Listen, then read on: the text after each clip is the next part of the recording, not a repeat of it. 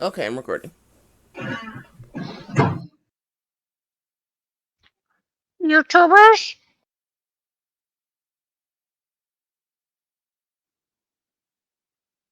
What? No hi? Yeah. YouTubers?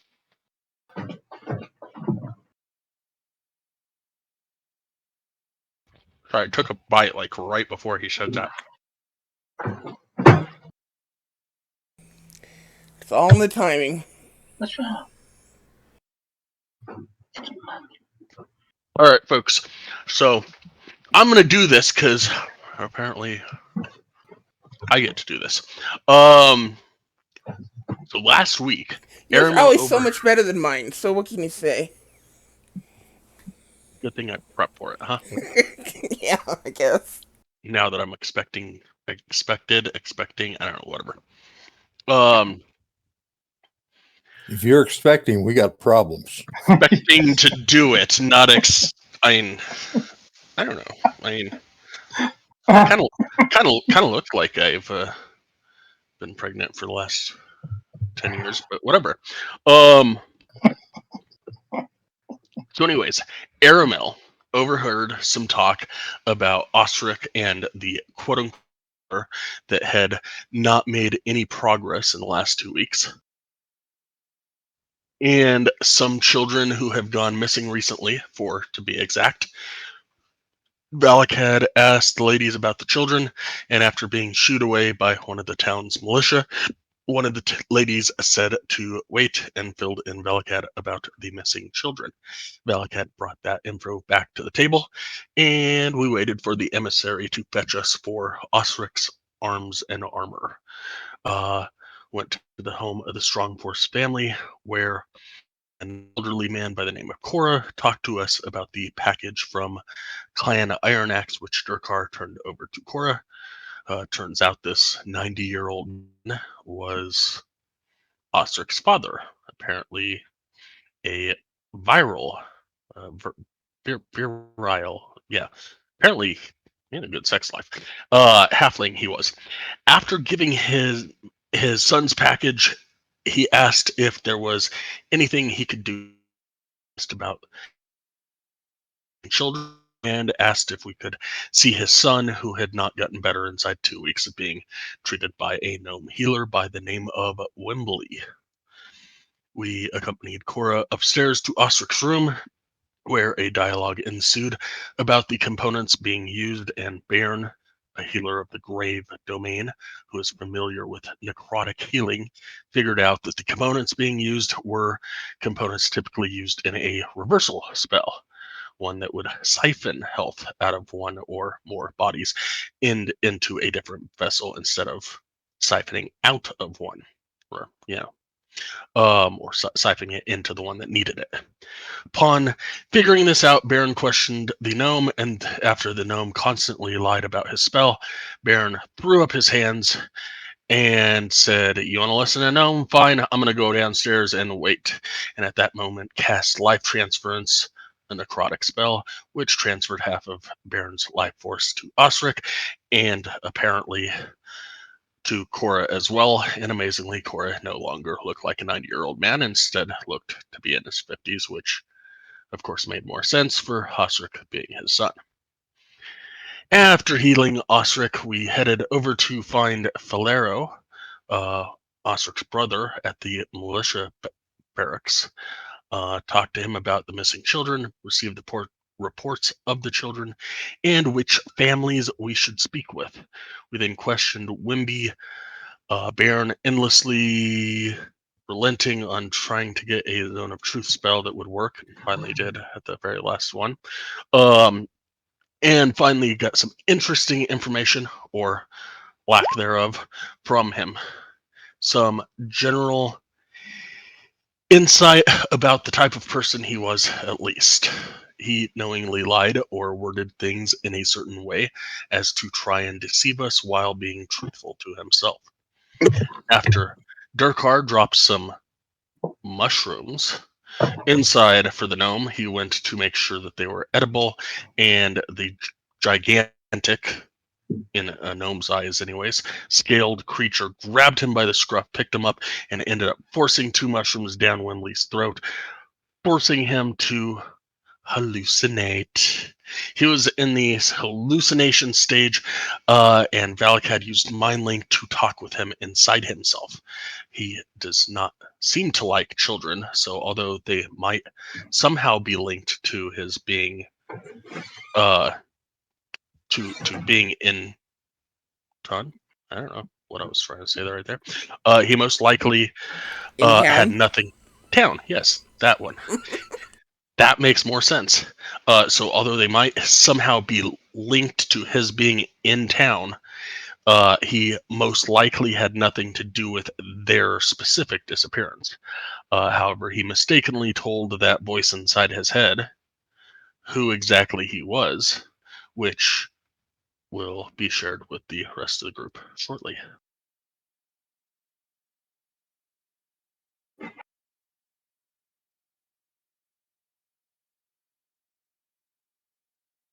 Sounds like a pretty shady character to me.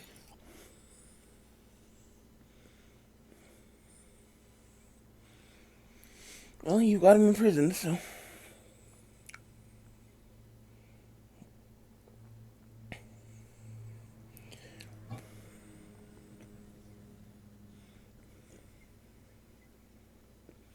And I think we're headed back to the Yeah, inn. might as well pick it up there with you guys. Um, having said your goodbyes to Fulero and on your way back to the inn.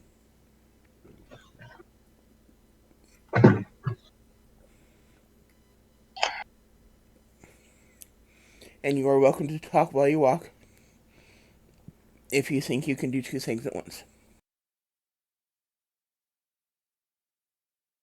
But even if you can't, it might be funny. You know, there was a time that I could do that, but I don't think I could anymore, honestly. I can walk and talk. Walking and looking at my cell phone kind of hurts sometimes. That's your own downfall.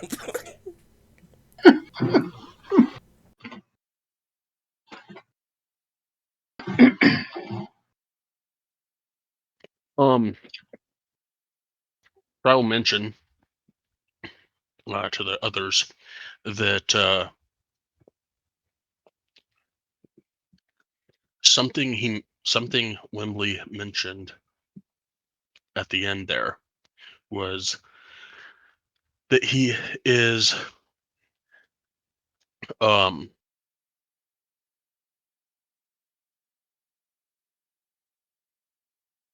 yeah, that works.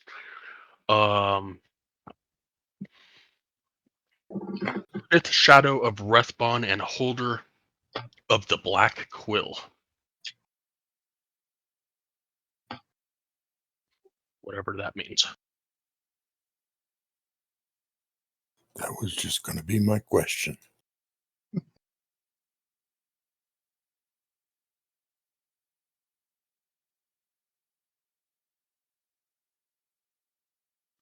We know the symbols of all the deities, right? You might. I don't. Right. Um,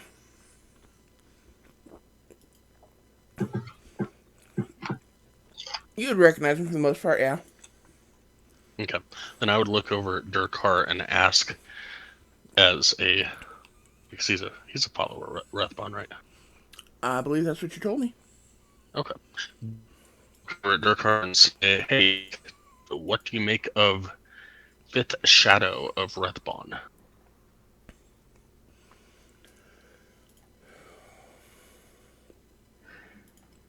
Sorry, say that again. What do you make, as a follower of Rethbon, what do you make of someone that says they are the fifth shadow of Rethbon? I follow Rashan. No, wasn't he talking about? Wasn't he talking to Baron? Oh, I I think thought I he. was talking about Durkar. Okay. Oh no, no. Durkar is Reshan. I thought you said Baron followed Respawn. No idea. Sure, why not? Let's go with it. Um, Well, double check his I'm looking. backstory because I thought that's what you told me. If that's not what he told you, then Yep, I'm not gonna explain. yep, right there. Known to be a worshipper of Rathbun like his father was. Blah blah blah. Okay, cool. Then I will mention that to Baron, who probably has it on his being somewhere. Okay, by the way, that handout I just showed you guys is the symbol of Respawn.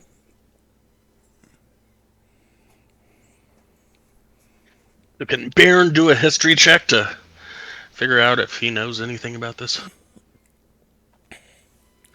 Sure, give me a history check. Okay, so fifth shadow of Respawn, um, basically indicates the follower's power level. Um,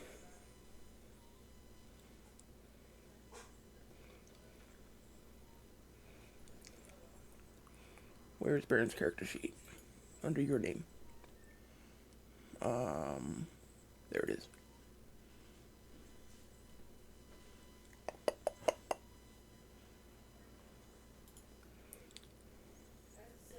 And he says, for instance, that he is a third shadow of Respawn.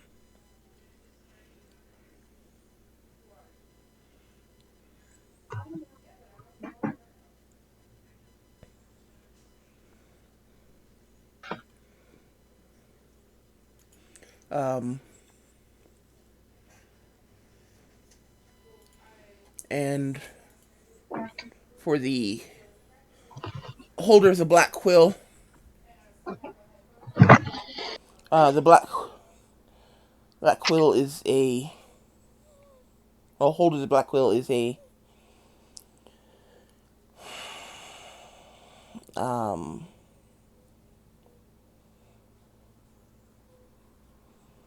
basically an honorific given to um, the person that can within the Respawn quote unquote clergy that they feel is um,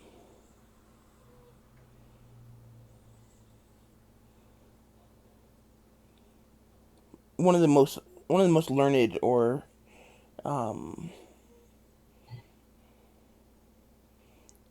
very accomplished in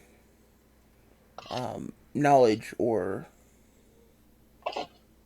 um, lore, so to speak, specifically about Respawn and Respawn followers.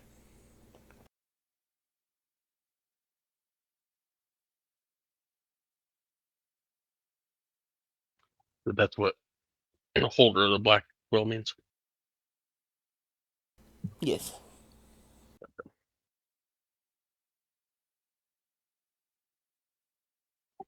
Baron will let you all know, and me, Valakad Baron, I will let my know exactly what White said.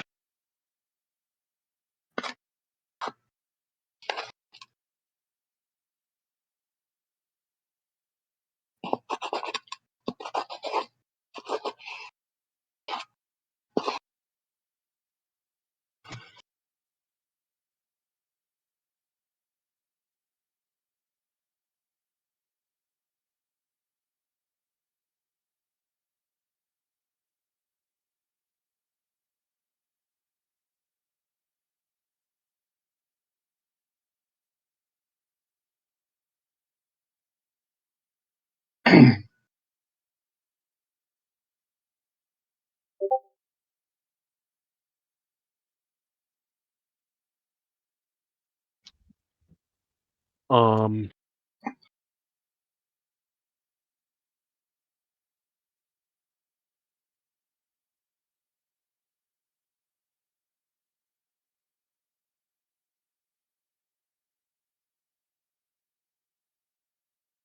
Got nothing.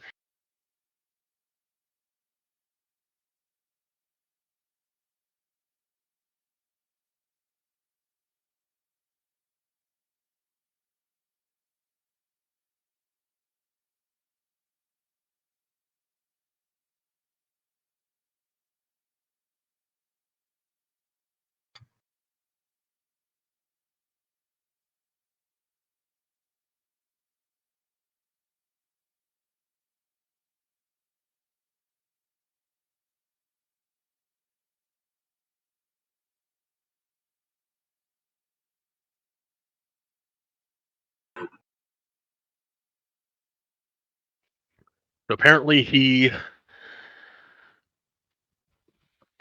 knows lots about Rethbon stuff and followers and whatnot.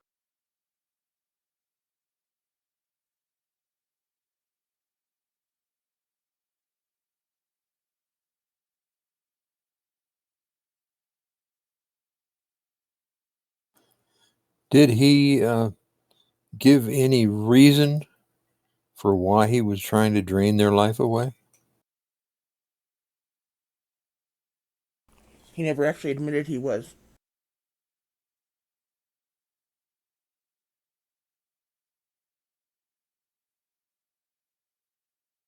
Maybe we should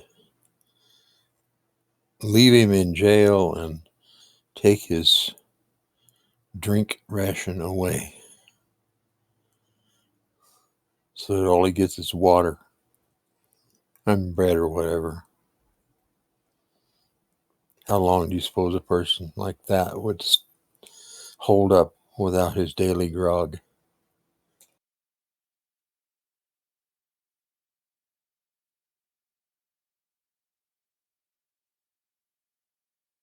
But I digress. That really is up to the town, not to us.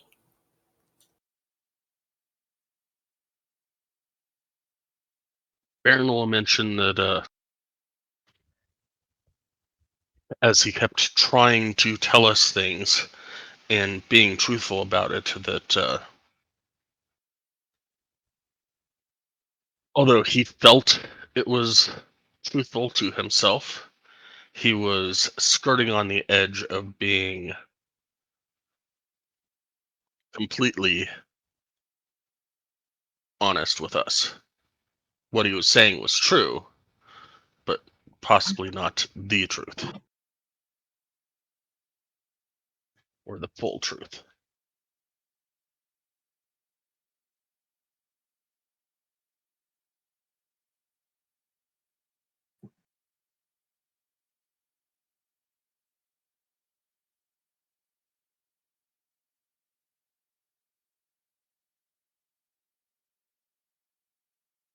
So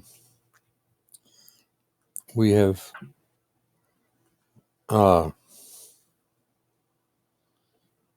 father and son both on a healing path.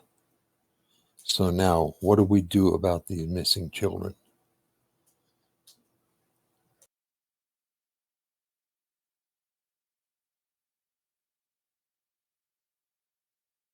Well, we have the reports that we can look over tonight, and with any luck, knock on wood, there will be something in there. Maybe in the morning we can go talk to the parents of the other 3 missing children.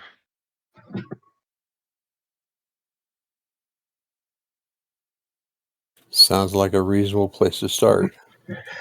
I agree. Me too.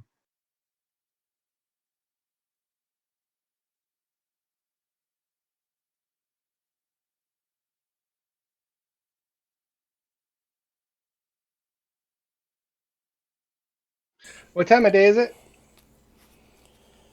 Um,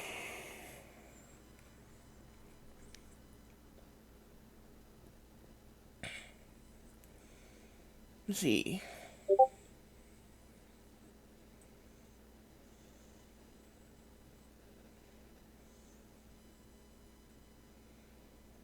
Give me a second to calculate. You gotta clear all the webs away. Thought I was smelling something burning. Right?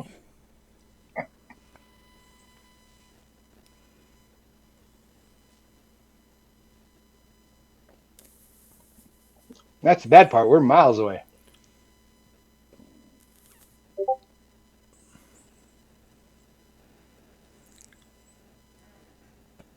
I'm gonna say it's 5 in the evening, afternoon, whatever.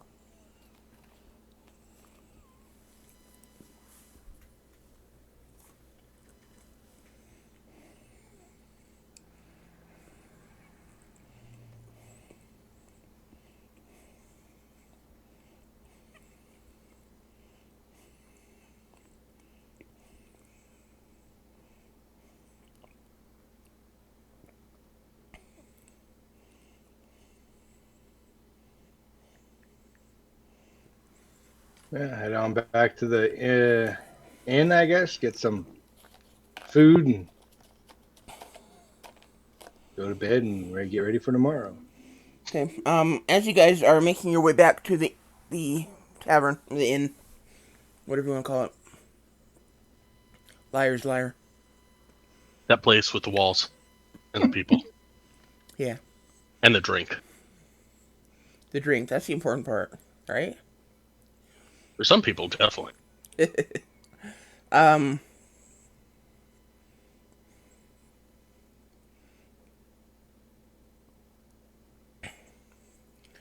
you hear an old. First of all, you hear um a door open across the square, and you know the little jingle of the bell, and then an older halfling comes. Well, he's for all intents and purposes he's running, but he is old enough that running is not really running. He's just kind of shuffling quickly and kind of makes his way over to your party slowly. Hopefully, you guys notice him enough to slow down or go towards him, but that's your prerogative. Sure. Okay. Um, as he approaches, he's staring at you, Durkar, and just staring at you wide-eyed, and his face just full of awe. Sounds about right. Yep. And first he tries to speak in a language that none of you understand, and then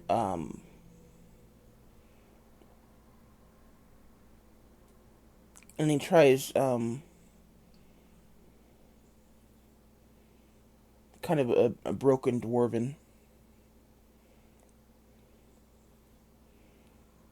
and he says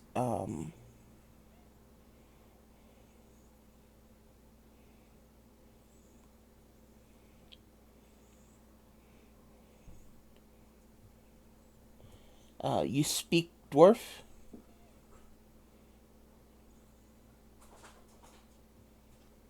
I will I'll look over. reply. I'll look over at Balakat and I'll reply. I can.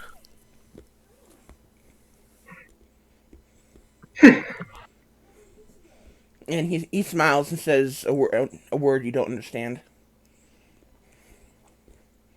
presumably in another language. And he says, um, he's sitting there pointing at Durkar and says, "What languages does this one speak?"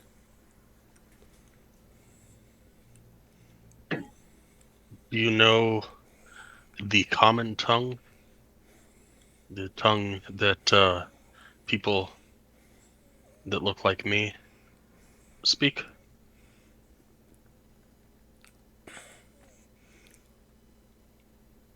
Almost as well as I speak dwarf. He can definitely talk to you in this tongue.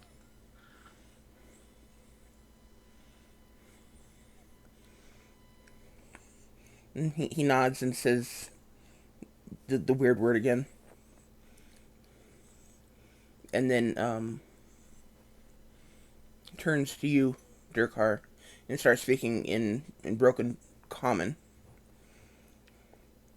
And he says, um,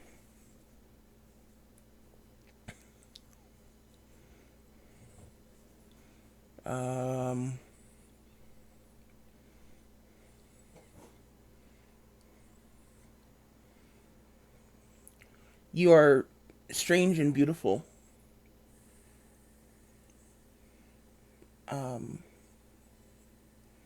where come from?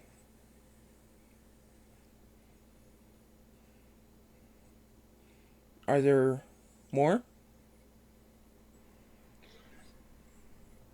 I'll give him a bow and I'll say, all right, thank you. And from what I understand, I am the only one of my kind here. I come from a world beyond.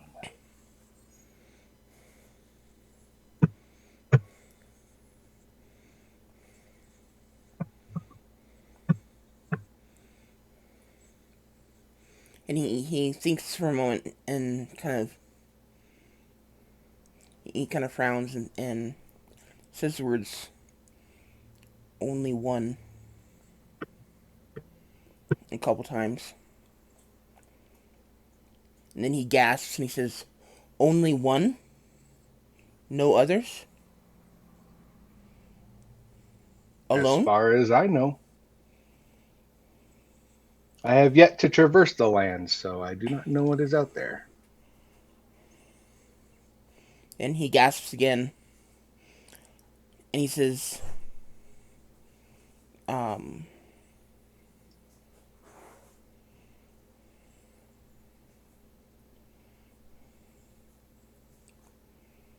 um, what do you do? And he kind of looks the party over, says, soldier? Adventurer? Yes,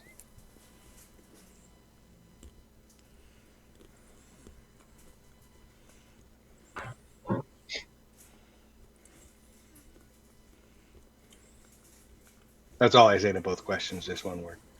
Okay. I'm chewing. Damn it, eat earlier. um, besides, it gives me time to think. And he says,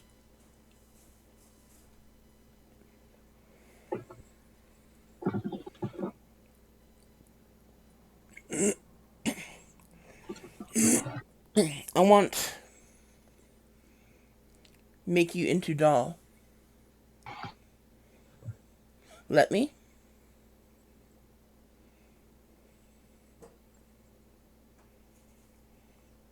And he kind of reaches out and grabs your hand, but considering the difference between your sizes, he like grabs your fingertip and just kind of tries to pull you back towards the shop. That was doll. And I'll stand still because he probably can't even move me anyway. No, not even slightly. Yes, doll. I make Explain. I make dolls. Um,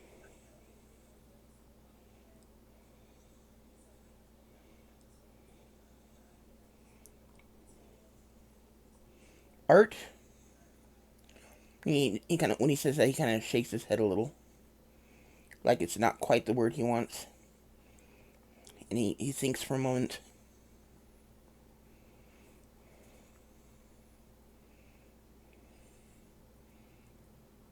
Mem memories.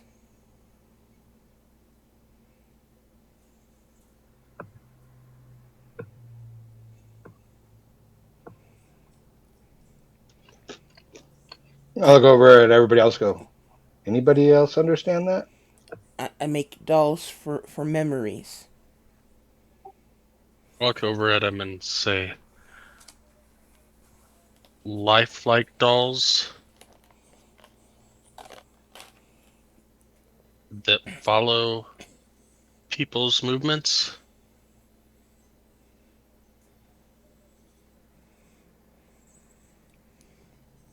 Very lifelike, yes.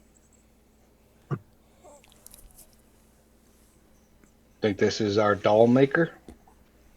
Probably. Um,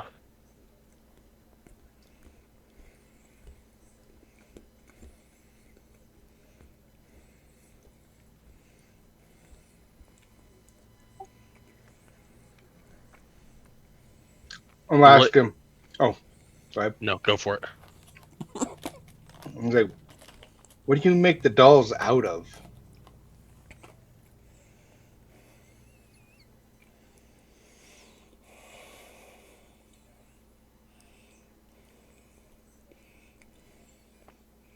Wood, leather, cloth,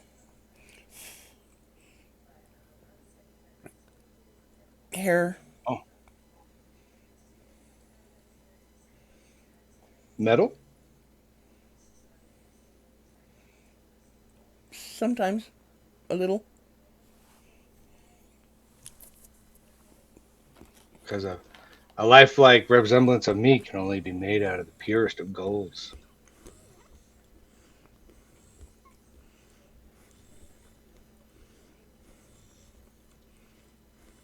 Otherwise, you wouldn't be able to capture the glint of my scales.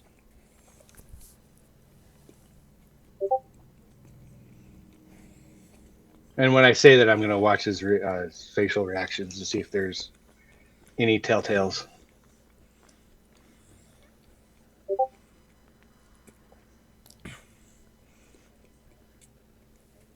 He kind of takes a um.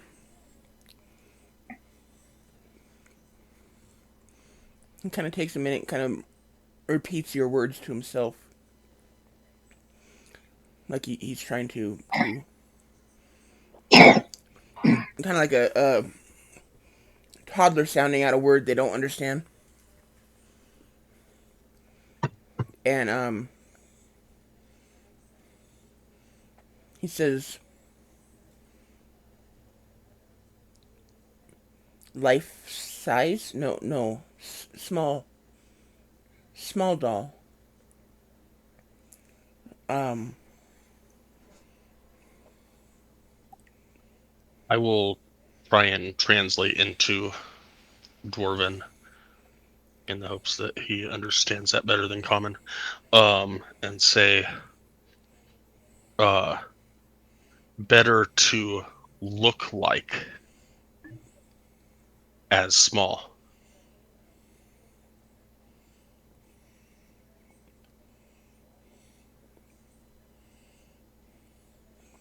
okay. And he kind of nods at that, and then in Dwarven to you, he says, "Did he want it made of gold?" I, I don't. That's that's not what I do. If if that's the only way he'll let me, I can't do that.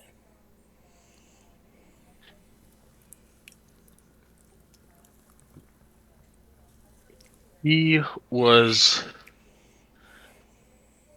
He says that that would be most best way to look like him. This doll that you make is for him.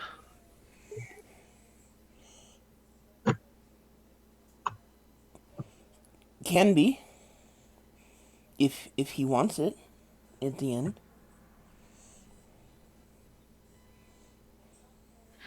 What is process?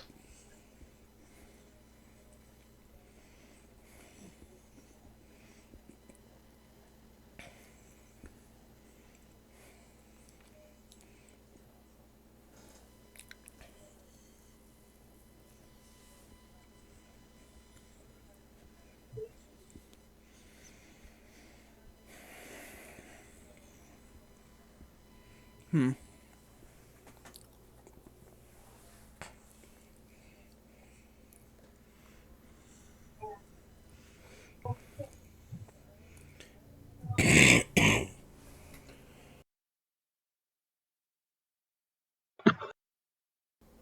Pardon me. Um,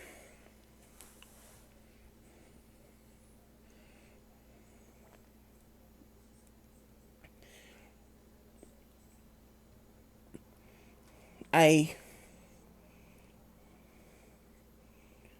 take um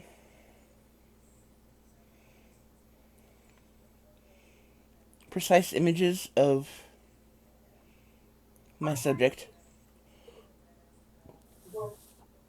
um in my lab, and then I start by carving out of wood the majority of the form.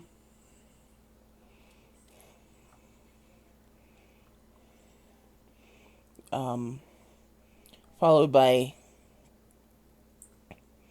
going back with going back over the form with um, enchanted leather. Then I add details such as the eyes through enchanted stones, and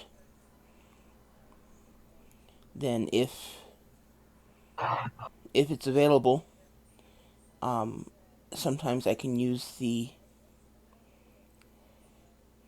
subject's hair, but if not, then um, I use um, the hair of animals to approximate it. Then um, stitch together clothing for the doll, and with the final touches, um, enchant the doll to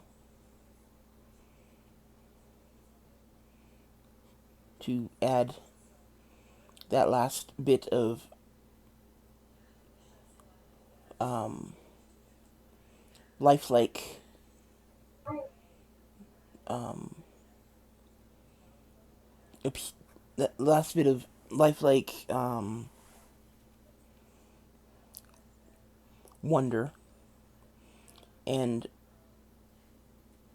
if it is for a memorial, then I occasionally add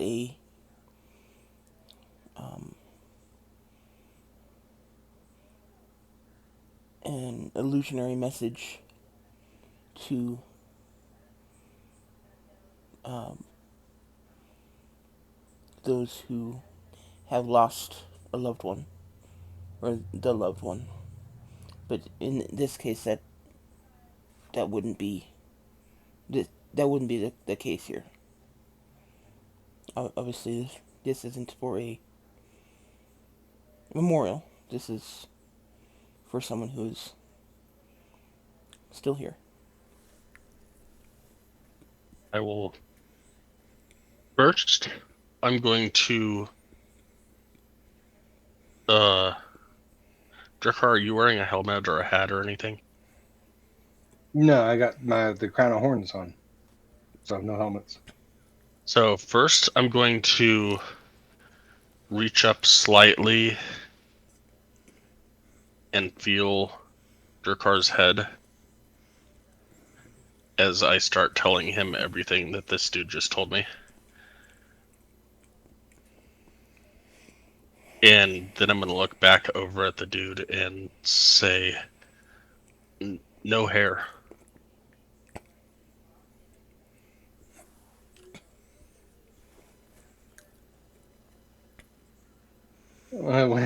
If depending on if you're still touching my head, I'll bat your arm away.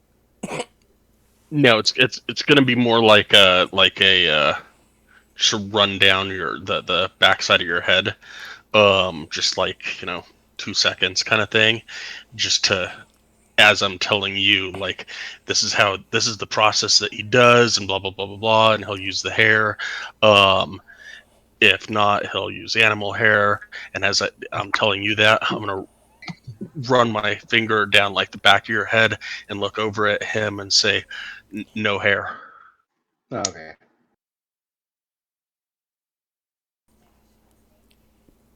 He'll struggle to say less detail.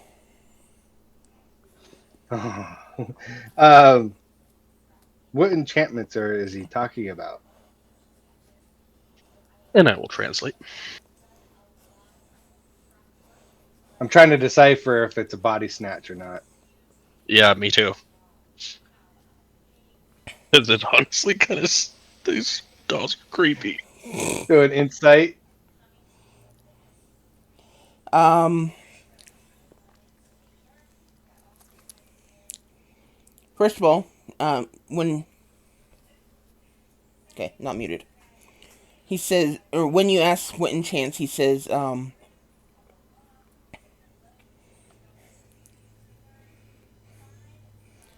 enchanted to bring, um,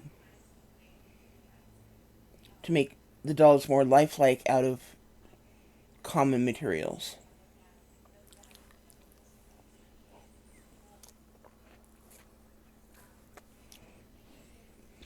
You Um, don't take essence from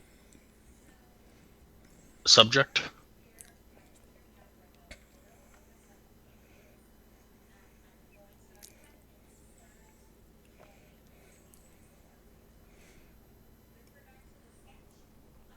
Durkar, do you have any exposed scales? Or are you completely covered? Just I think just my head is the only thing that's showing scales. I think I got chainmail and gauntlets and boots and all that much. So yeah, just be my head. Okay, since your head is probably like three of him taller than he is, he will point at your head and say, if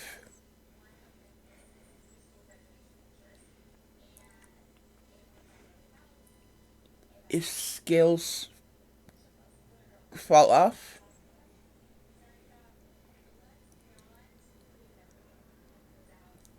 um, helpful to make doll more lifelike. If no fall off, no problem.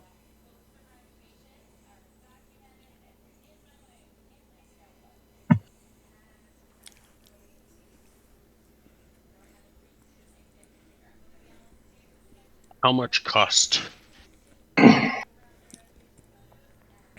Um, Durkar, you said you want to do an insight check. Go ahead. What are you insight checking? Well, I was hoping Val would because I can't. If he's speaking to Val and Dwarf, that's just a comment. It's like, hey, do an insight since you're the one talking to him and I can't understand his words. Yeah, I'm still waiting to get that yeah, that little spec. Okay. Um, you asked the cost. Yep. I'm exotic. I'm free.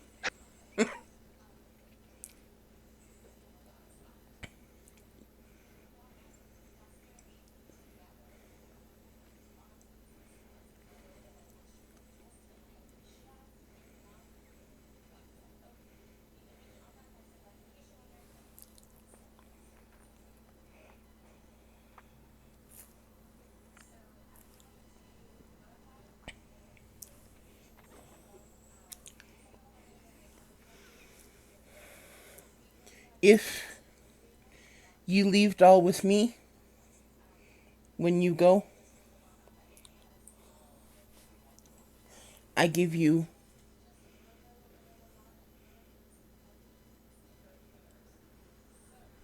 100. If you take doll, you give me 200.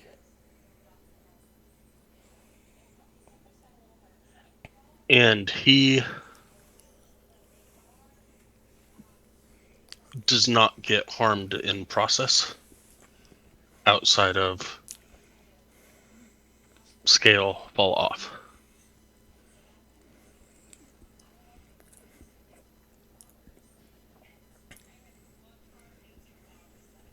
What language are you speaking?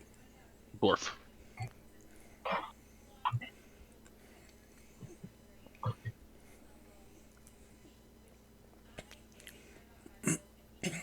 He And takes. I will add while I'm saying that, I will add that we need our lucky golden lizard. I'm hearing that particular phrase a lot. Yes, you are, and eventually you will know it, and I'm gonna get my ass kicked. But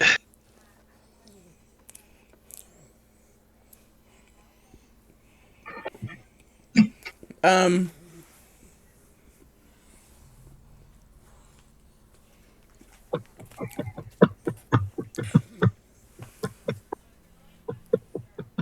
he will kind of roll over the word harm to himself a couple times. Um, That D20 rolls to see if I could remember that phrase he keeps saying. not with an 8. Sorry. That's just. I mean, if you're trying to remember and figure out what it means, no. If you're just trying Uh, to remember, you know, I want to try to remember what that phrase is for later and kind of repeat it to get it translated, kind of thing. That's fine.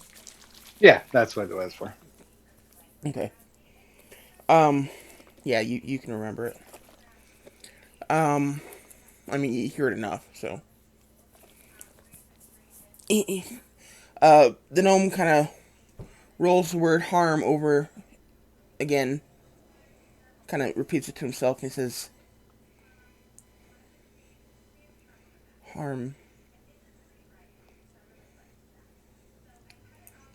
Harm is hurt? yes, No hurt. now could I do an insight check? Yes.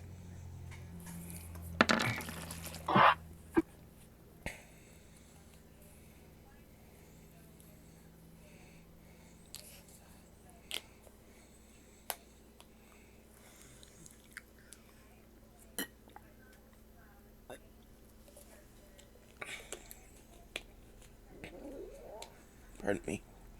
Um,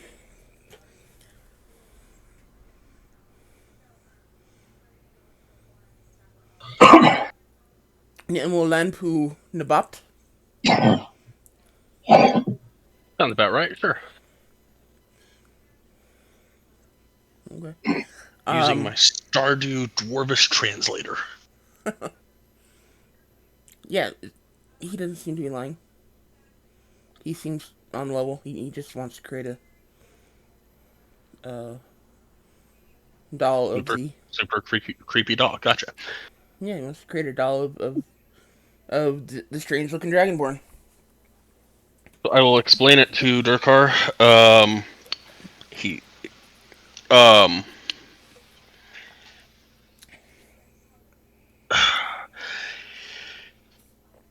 if he can make the doll and keep the doll, so that I'm guessing, you know, nobody's seen someone of your being around here before. Um, he will give us, rather you, 100 gold. If you want to keep the doll, he would charge you 200 gold to take the doll with you. He doesn't need anything from you, but he could make it more lifelike if you have scales that have come off. I don't know if you molt, and I'll kind of scrunch my face up, or how all that works. But That's a good point. Is it like, would you do you molt like a lizard, or do you have actual? Are they actual scales like a dragon, or what? Um, I'm not sure. It's more of a scaly. So it'd be more Yeah, like you itch out, you scratch off an old scale, and a new one comes in, or something like that. yeah. I mean, are they lizards? Are you lizard scaly or dragon scaly? I'd say more dragon scaly. Okay. Then you would actually have scales that release themselves on occasion, or fall off, come off, get scraped off, whatever. in that case, I'm tempted to just pull one out. Um, all the He, damn darts that he throws at us. But you I don't was know exactly. that. Um, so if you can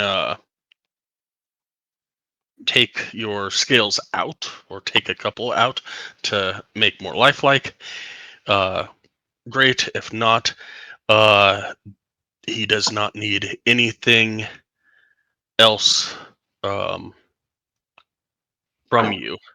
And in your head, if you will allow me, um, I will say he seems to be on the up and up.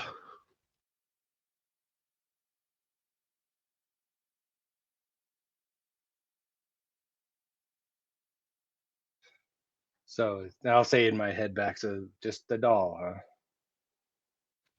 Just the doll. Just one of these creepy looking dolls.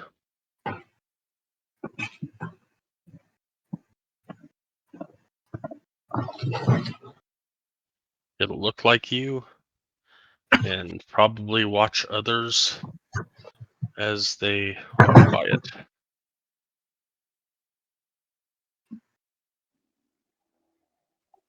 But seems to me that he doesn't want any of your essence, or to harm you in any way, or take anything of you or from you, except to have it as a memory of you. How long is the process? And I will turn back to the halfling and ask that.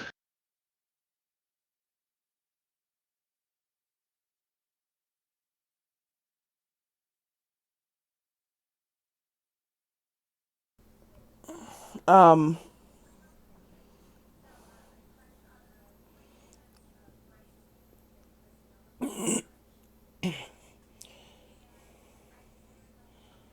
uh, I will need your help or your time for a couple hours to get the precise images. Um,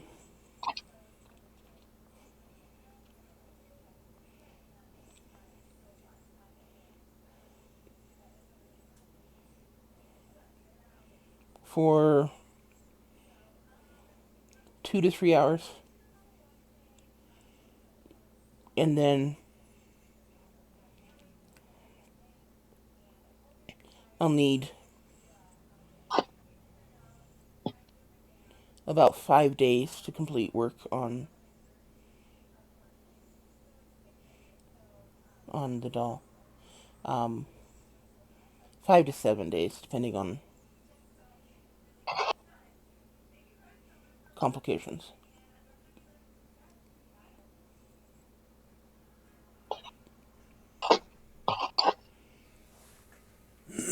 He's saying that in broken common, or Yeah.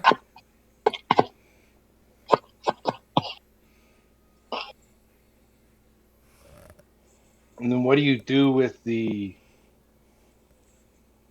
measurements and the prints after you make the one doll? Do you keep it to make more? Dolls are, um, my dolls are like you, one of a kind.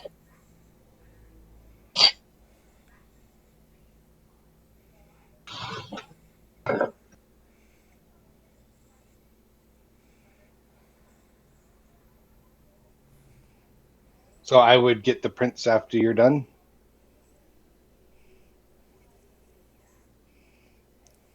Did you hear that? I don't know if I held the button. Yeah, you he did. did. Um, Prince. He's gonna look back to you, Sky, and in Dwarven, he's gonna say, "What are these?"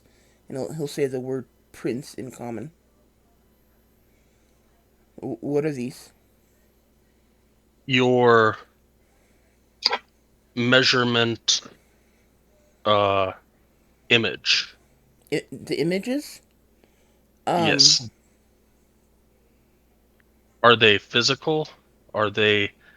I'll use my hand and kind of open and close, like tangible. he puts his hand out, and in the middle of his hand pops up um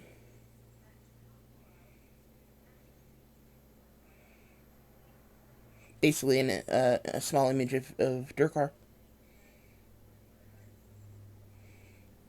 Then I will look back over at Durkar and say, it's not a, it's not like a painting that he's doing. He's going to use, I don't know. Would I know? I would assume that I know that he's using like illusion magic Yeah. to. Okay. Um, he's going to use an illusion spell to copy the likeness of you, at, of which he will be able to make his doll. So it's not like a painting or a print per se that you could take back. It'll be gone once he releases the uh, illusion. Did he mention how big are they? And I'll use my hands and I'll like a scale it, between my two hands, like how big is the doll? Because I don't know how big they are.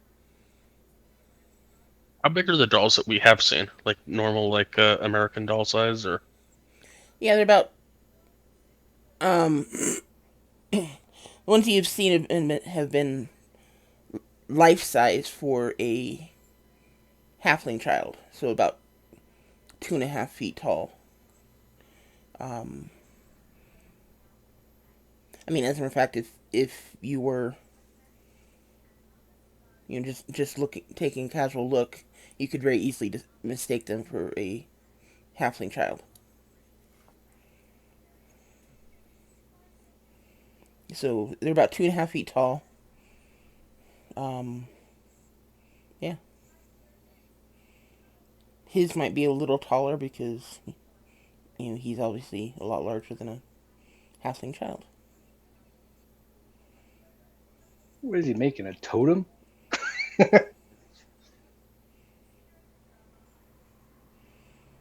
Dude, he makes dolls for Yeah, memorials.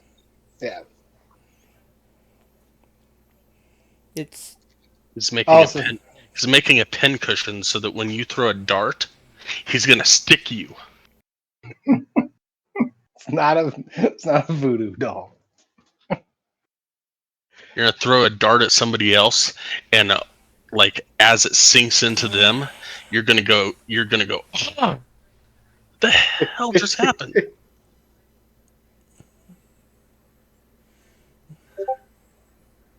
I'll kneel down to become closer to his height, and I'll say, uh, "How about you pay me 50 for my time? You can make 2 dolls, and one of them is like 12 inches tall, 10, 12 inches tall, um, and then he can keep the big one."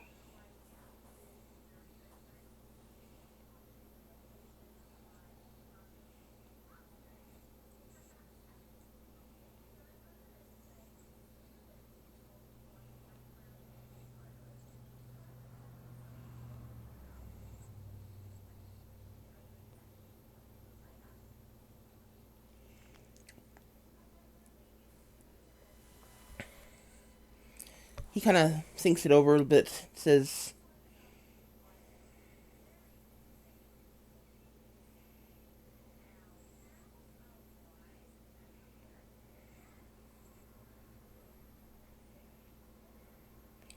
um,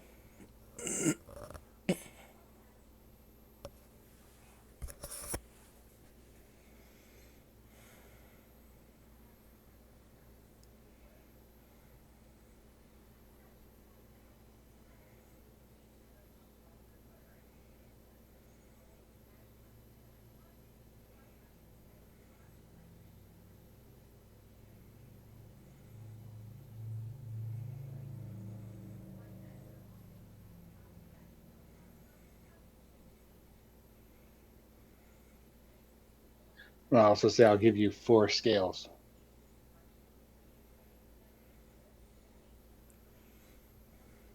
and as he said, he nods and says, 15 gold, 4 scales, a small doll, and he kind of looks up at you and says, lifelike? The small doll is lifelike? I'll use my hands as measurement and do the whole, about 6 inches or so for the small doll. He kind of looks at you confused. Says, looks back at Valakad. I will look over at Darkar and say, "Do you want it to look like the dolls that we have seen, except in your likeness?" No, I was gonna see if he wanted to make 2 dolls. Yes, He, but he can make a he can make a big one as big as he wants, yes, but but make the one that you want, do you want it to be a small doll, but in the likeness of the dolls that we have seen? As in, do you want it to look lifelike? As in, you look at it and you wonder if it's really alive. yeah, Okay. but only on a miniature scale. Okay. So I will repeat that in Dwarven back to the halfling, um, that you can make one, and I'll use my hands to kind of show big, um, for you to keep. Looks like him, looks real. He hopes to have small one, squeeze my hands back together, to like 6 to 10 inches. Um, that same looks real, but smaller, easier to transport, easier to uh, carry. Okay. Um, I give 15 gold and small doll. He gives time for Oh, images time for and image. 4 scales. 4 scales, Um, yes. give me 10 days. That should work.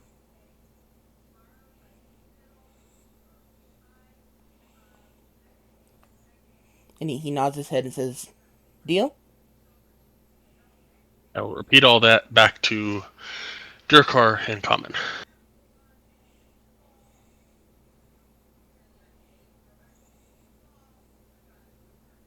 I'll hold out my hand to him. And he reaches up and grabs your fingertip.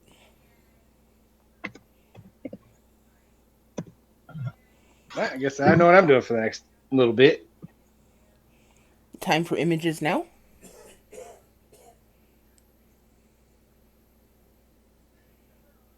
Lead the way. Okay.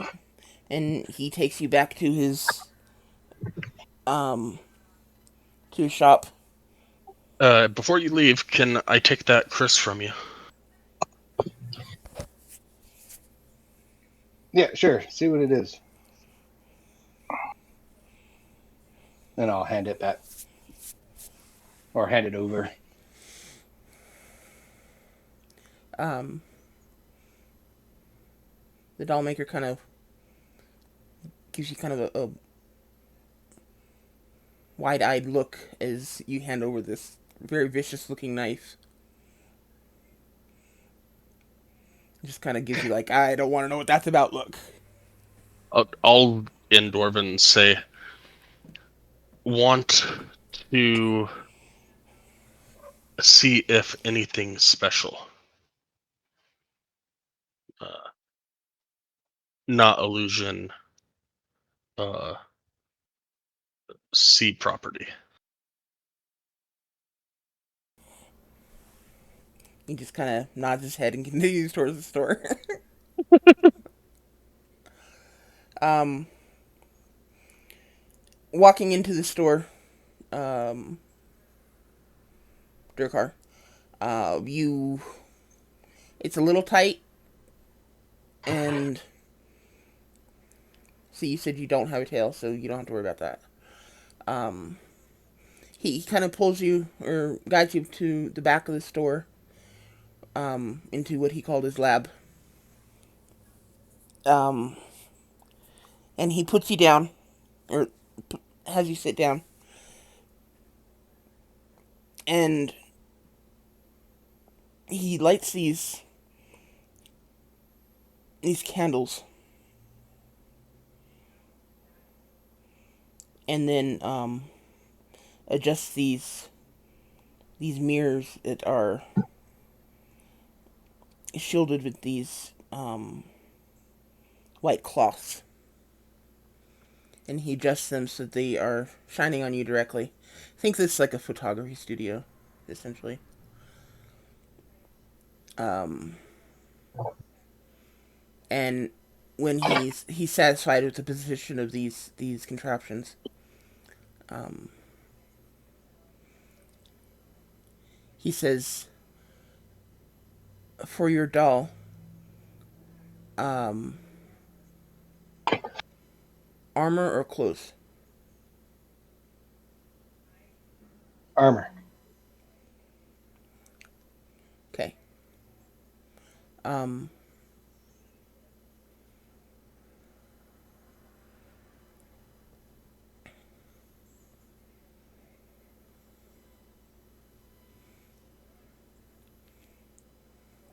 can you take armor off for now?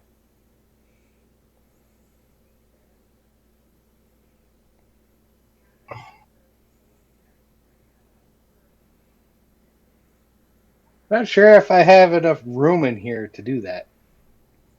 Because it takes a lot of space to undo some armor.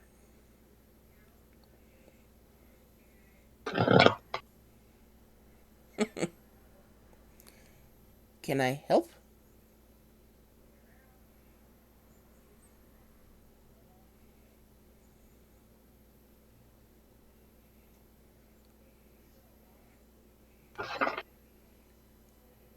Need me to get How friends? big?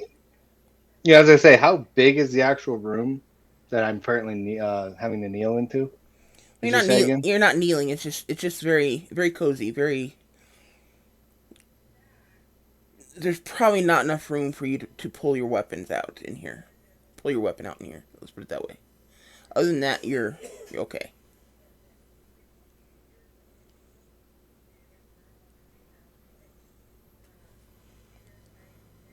Yeah, because I was just wondering because yeah, to take the armor off. Let's see, what do I have it on? Buckle. Should be Yeah, 'cause base. I haven't removed the armor since the entire time I've been here. You, if that's the case, you have not been getting good night's sleeps, long rests. Well, Because, now unless I'm used to it. dude, do you have any idea what it would take for you to fall asleep in chainmail armor? Oh, that's right. I'm wearing chainmail, so that's just a shirt. Okay, yeah, I'll take the armor off. I kept thinking I was wearing something a little more stiffer. I mean, you might be able to sleep comfortably in leather armor. Anything else? Not likely. And I would really have to push it on leather armor. You should Okay, be no, it's you should be taking your armors off for long rests. okay. No, Which that's fine. Yeah, it's, I forgot it was all chain. I was thinking something else in my head. So yeah, I'll take it off. And as I take off the chainmail shirt, two scales will fall on the ground. okay. He will pick them up and put them on the table. Um, so you take all the armor off, and um, he starts getting um, high resolution illusions of you from multiple angles. Well, basically every angle, so that and there's like a semicircle behind him of um, basically pedestals, and each one, every time he creates the illusion of you, one of these pedestals fills with an image of you. Whether it's a full body shot or a shot of specifically your face, a shot of you from just like your waist up from behind, maybe a shot of your leg, shot of your arm.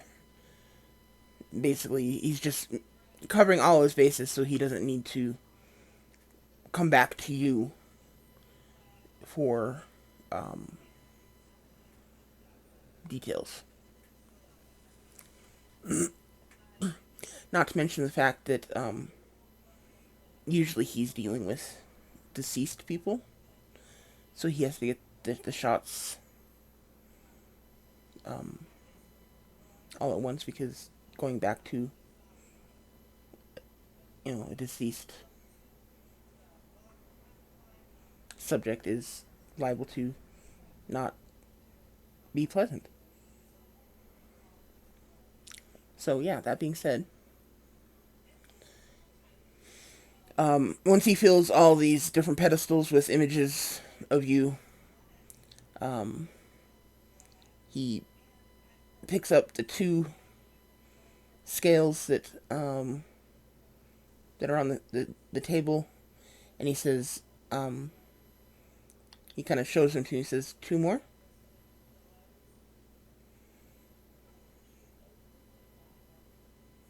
He offered four, Uh, right? yeah. Okay. I'll look through the armor first, make sure there's no loose ones. Okay.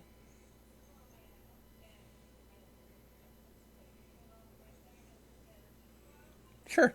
There's a couple loose ones in there. So I'll just use those.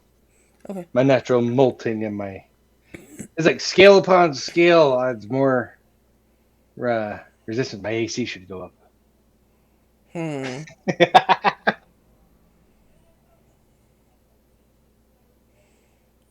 I don't know about that. Um. Okay. So he collects the four scales, and then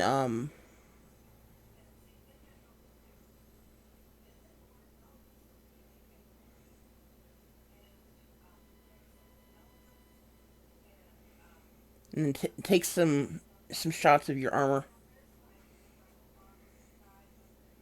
and um,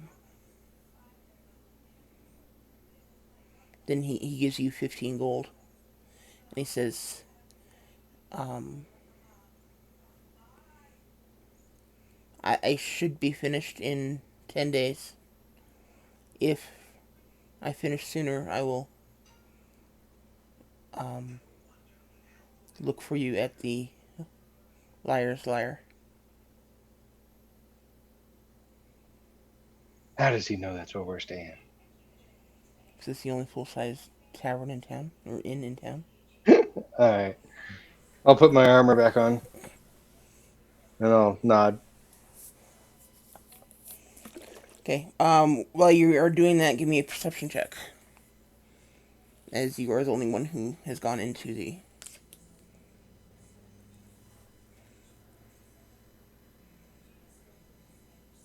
No! You are not paying attention.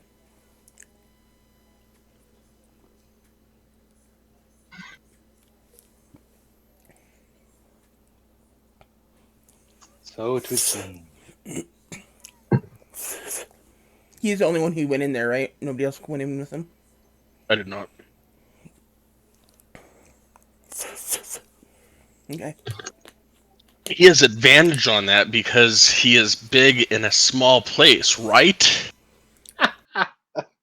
I'm too busy trying to work around this small place to put my armor back on.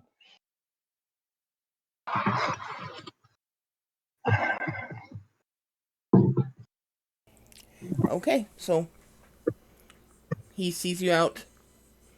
At which point you are welcome to go where you want to go. This took about 3 hours or so. Um, so for you, it's about 8 o'clock. What is the rest of the party doing during this 3 hours?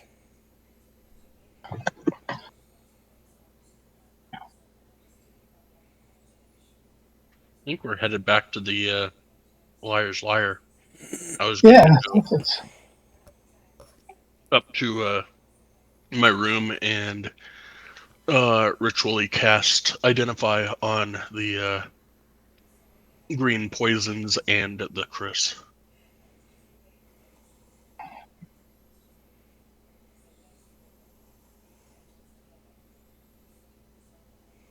Okay. Um,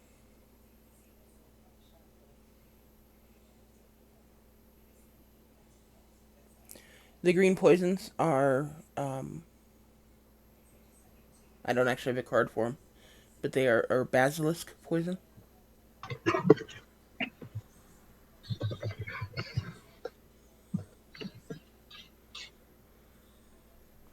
They are a DC 13, and if you fail that DC 13 when applied, the you have 3 more rounds to. Basically, if you fail it 3 more times after that first one, you are petrified. Con save or? Yes. It's a DC 13 con save, whether or not you're affected. And then the next 3 rounds, if you are affected, the next 3 rounds you have 13 DCs 13, 15, and 17. And if you fail those, you have to fail 3 of those, and you become petrified. You continue to roll each round. I'm not being very clear about this. DC 13 con to see if you are poisoned, and then DC 13 con round 1 of being poisoned, DC 15, DC 17, and then you're petrified. Yes. I'll get a handout made. Okay. but passing the DC doesn't necessarily mean you you don't have to keep rolling. It just means if you pass the first, you fail the first DC 13, and then you pass the second DC 13. It just means the next round you have to pass it another DC 13 to keep going. If that makes sense.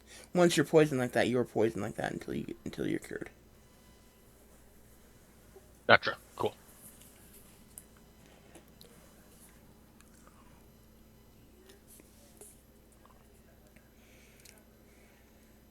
Just you have to fail 3 times to actually be petrified. It's technically 4 times. Anyway, the Chris doesn't seem to be magical specifically, but it looks as though it was used with this poison. It looks like it's specifically designed to deliver this poison.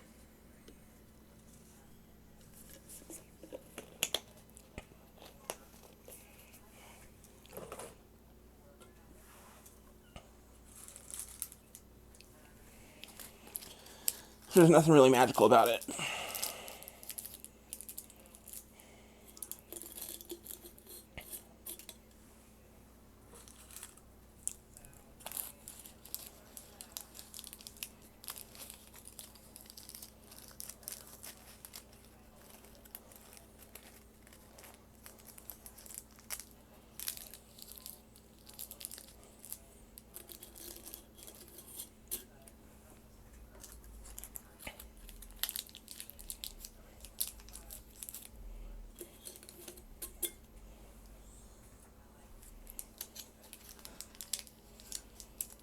So,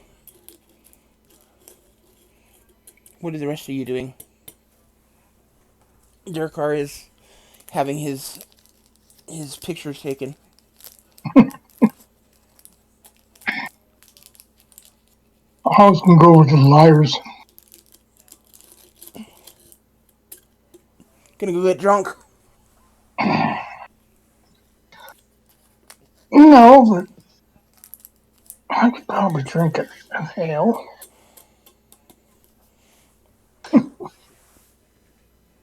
While we're waiting on 2 car. Okay. The older dwarven woman sees you guys come in.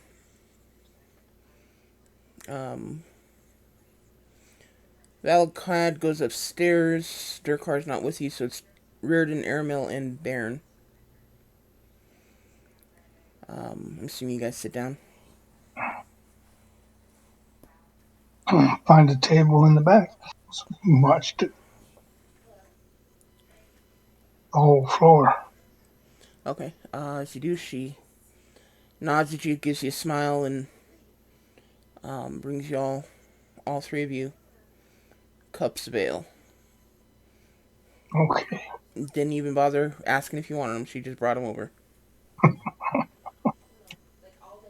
Wise woman.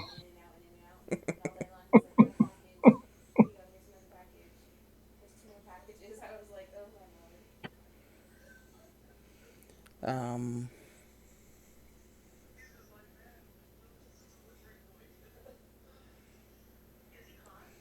okay.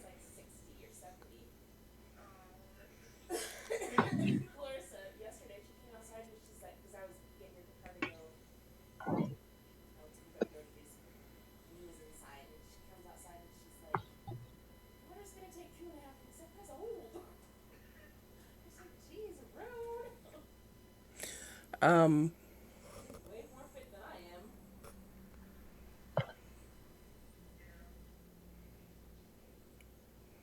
sorry, my mind just went blank. It's what I get for accidentally hearing what my sister is talking about.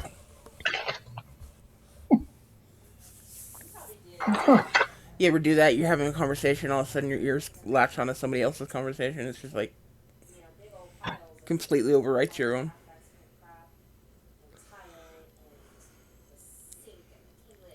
Um,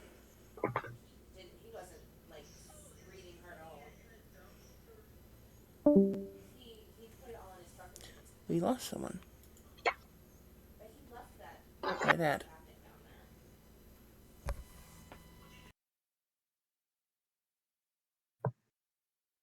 You went to AFK again.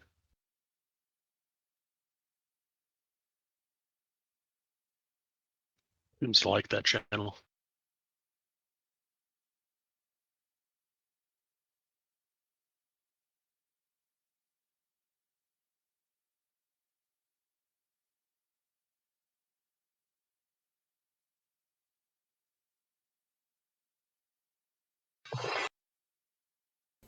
Just a second.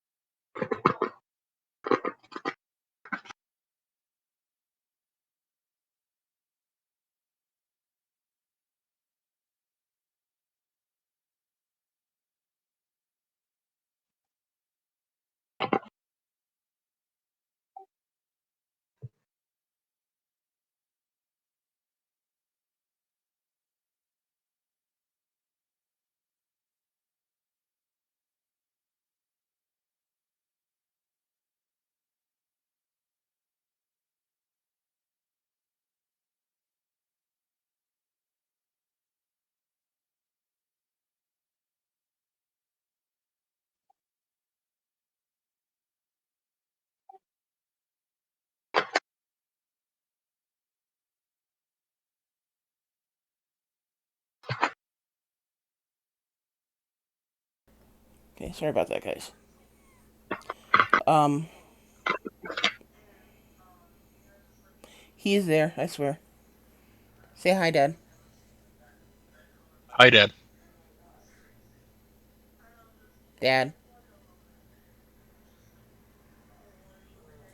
Hello. Well, that's a strange thing. I haven't been able to talk to my dad in a long time. Why should I say hello? Mm, so many people out of work, and we got people trying to be phony. And some of us are really good at it. Don't even expect to get paid. That's good.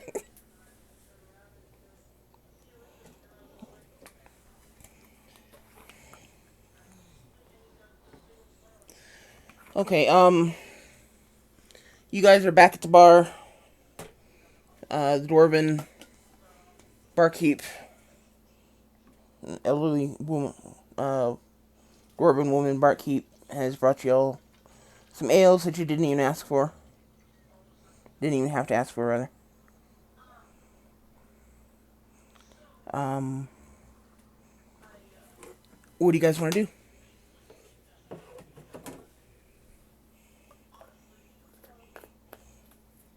Sit down and enjoy the ale and Yeah, try my to try to listen in on what's going on, what the talk is in Okay, we might want to ask the barkeep why we're getting ale for free.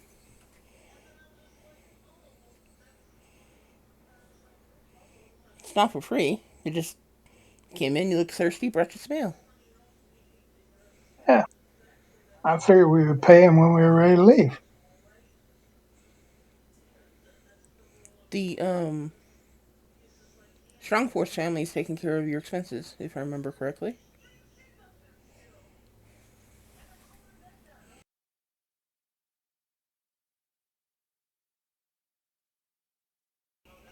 So, well, I guess technically that means you are getting ale for free. Just somebody else is paying for it. Okay, well, don't misunderstand. I'm not complaining, but it's customary that I pay for what I receive, and I had forgotten that the Strong Force family promised to take care of our expenses. I did too.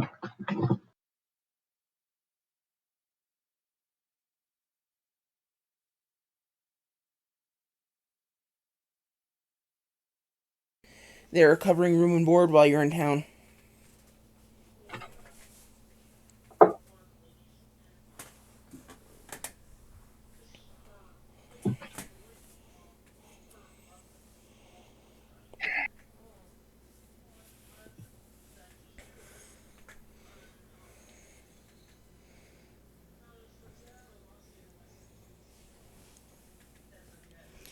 You know, Sky, no offense, but I really don't consider Jack Black to be terribly charismatic. I find him to be more annoying. Although when he's actually trying to play, you know, play a character that isn't stupid, he does a pretty good job. Charisma comes in all shapes and sizes. Oh, okay. Maybe he is. Maybe he's being he's being a dweeb, but it's charismatic in the fact that he's trying to be overly annoying and exceeding at it extremely well. Yes, yes, he does.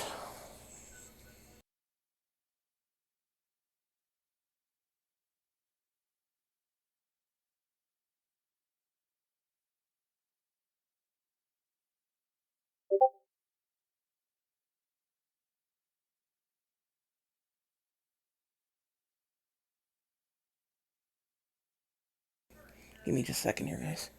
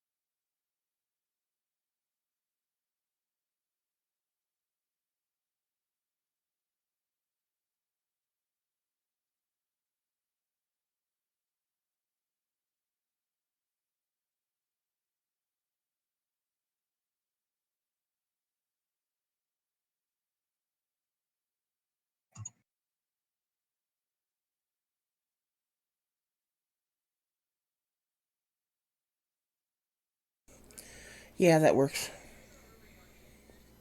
Sky. I'm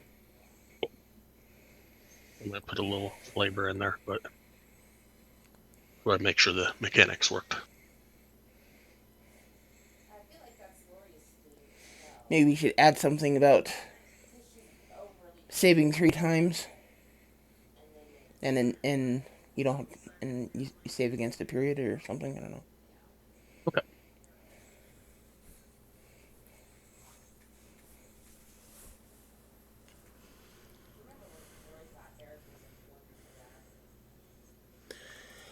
Okay.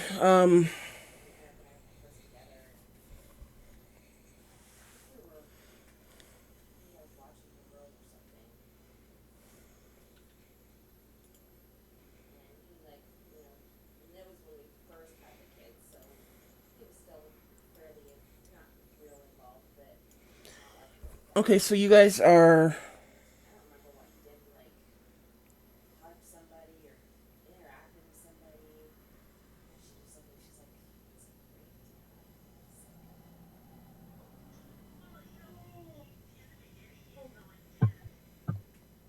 I guess you guys are just gonna hang out until bed?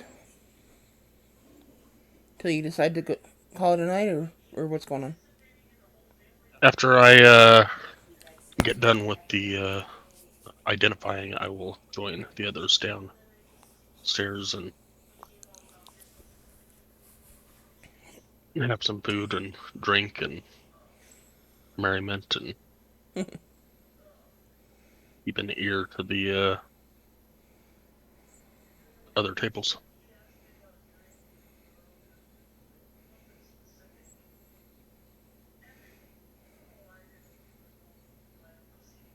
Okay, so you guys are wanting to listen to other tables then?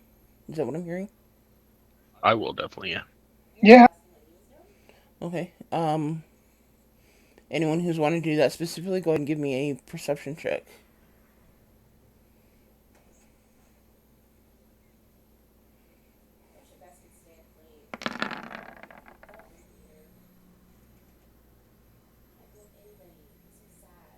Good thing Reardon's here.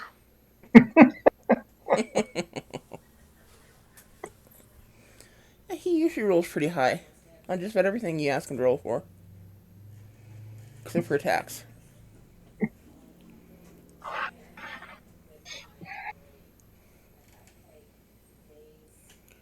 Um, Balakad and Aramil, this ale and this food, really good. Mm.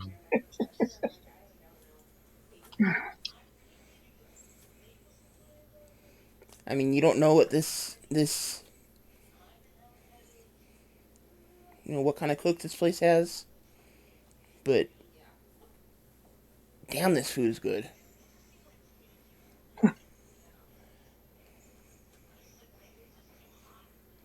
Um,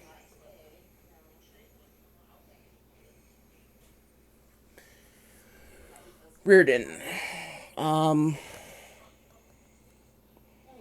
Throughout the next several hours, you hear um several references to the Strong Force family and how um, the healer was arrested, and um, the rumors running the gambit of everything from um, Osric died to Osric is was fully healed, and Cora, his father, decided to arrest the healer instead of paying him. Um, so there's a number of different rumors circulating about that. Um, a couple of them fairly close to the truth, but none of them are actually accurate from what you can tell. Um,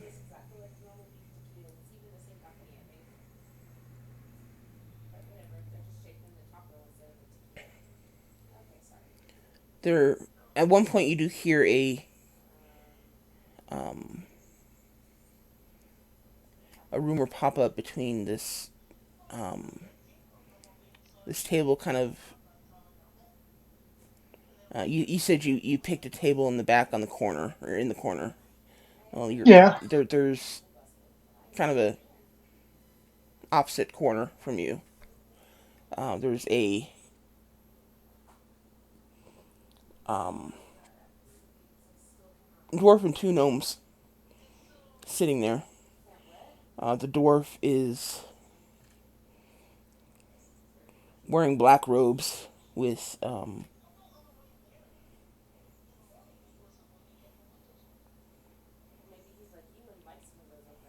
some a pack sitting next to the table, sitting against the wall next to him, and on the pack there is a heavy battle axe. It's not exactly in a threatening position, but it's definitely in a position where he could get to it and grab it if he had to.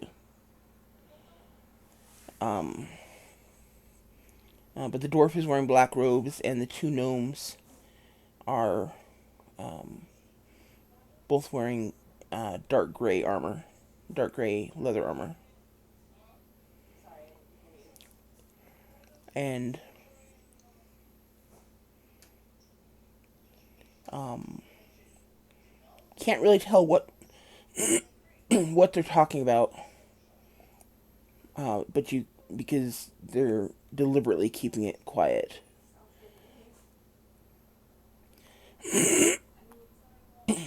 And but occasionally you do catch the name Wembley. Not so much hearing it, but you can read it on their lips. Um, Other than that, you're not really sure what they're talking about.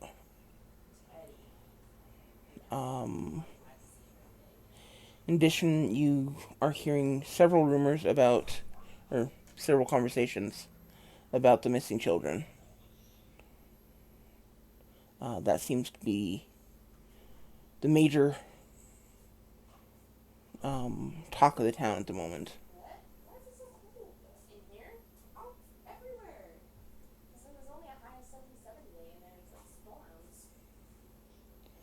Um, so yeah, that's what you hear, Reardon. Yep. So I'll wait for everybody to come, and I'll let them know the different things that I've heard, and those three people at the table in the corner, catty corner from us, and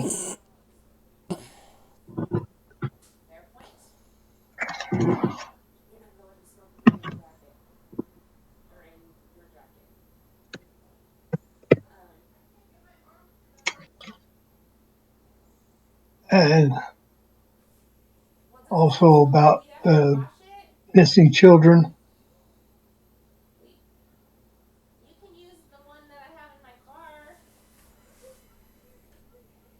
And there was conversations you said about the arrest of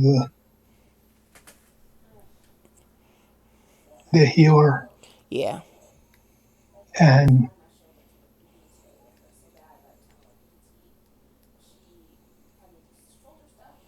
lots of rumors about that one. yeah, and basically I don't just a lot of gossip going on about stuff that we're semi informed about. Now the guy with the black robe and the two Gnomes. gnomes, other.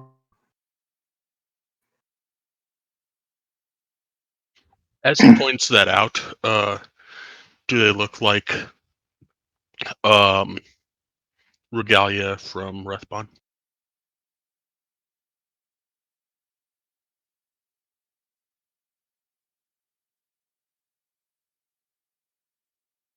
Hmm. Um, Well,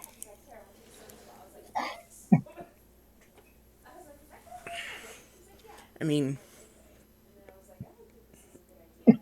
this isn't WoW, so they don't all have specific armor sets. I'm just thinking black and gray kind of looks like a symbol, so They could you could definitely make those conclusions if you felt like it. Yes.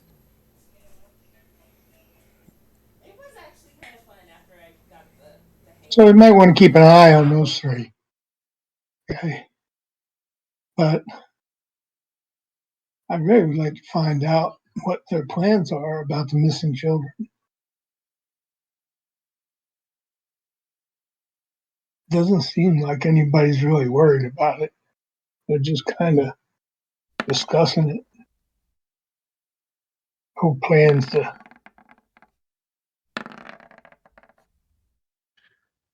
This could be bad, and this could be good. Depends on how it plays out. But think I should go talk to them? Those three in the corner? As you guys were discussing this, one of the gnomes turns and looks at your party and says something real quick, and the other two turn and look at you as well.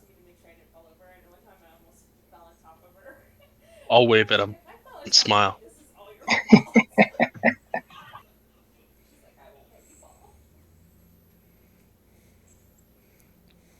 The dwarf just kind of gives you a dirty look and then says something to the gnomes, and they get up and start to exit. Dwarf um, drops 5 gold on the table, and the three of them start to leave. Can I either hear or kind of read lips or something along that line? I'm guessing possibly in Dwarvish. What are you trying to? What he said to the gnome Oh, okay. as they were leaving. Give me a.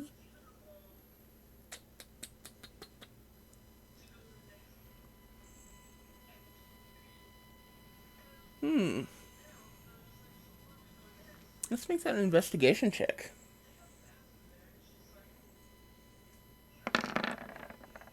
I think I overuse it. Negative. You do not know what they're saying. I think I overuse perception, but it's very easy catch all for most of what you guys try to do. So, but yeah, you do not understand what they're saying.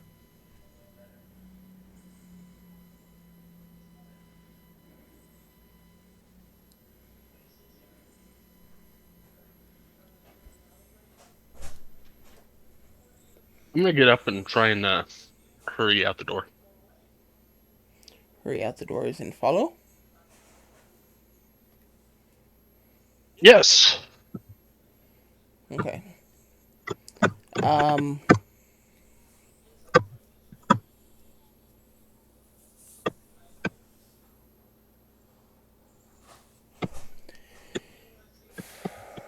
Okay. As you head out the door, give me a. Damn, I really want to say perception, but maybe a survival check. I don't know. Oh, it doesn't matter. I'm horrible at all of them. I mean, the dice could always be in my favor, but I'm not proficient in most of them. Um. How do you want to look for them? Do you just want to look around? Do you want to actually try to track them? What?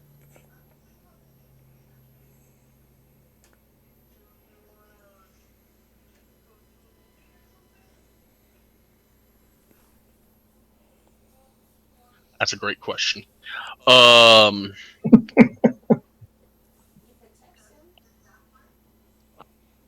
I would think that my tracking skills would be much better at tracking a fish. So I'm just going to kind of glance around and see if I can see anybody in black and gray robes.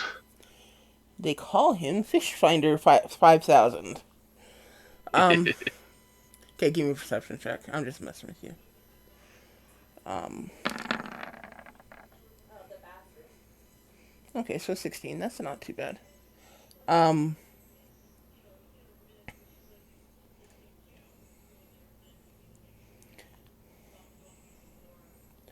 As you kind of glance around, you do see them. Um.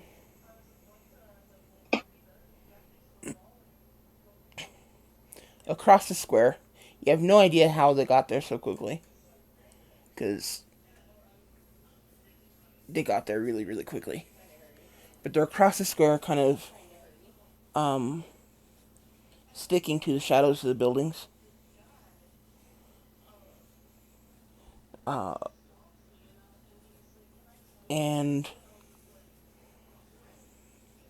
you see as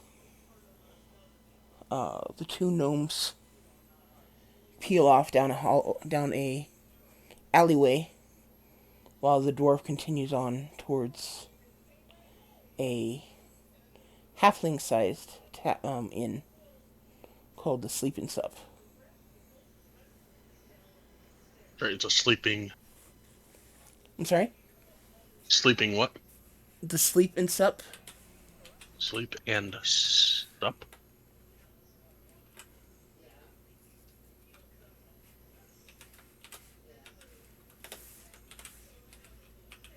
I think they're referring to a place to sleep and Eat supper. Eat. get your supper. It's written in Real 20 chat. Got it. Thank you.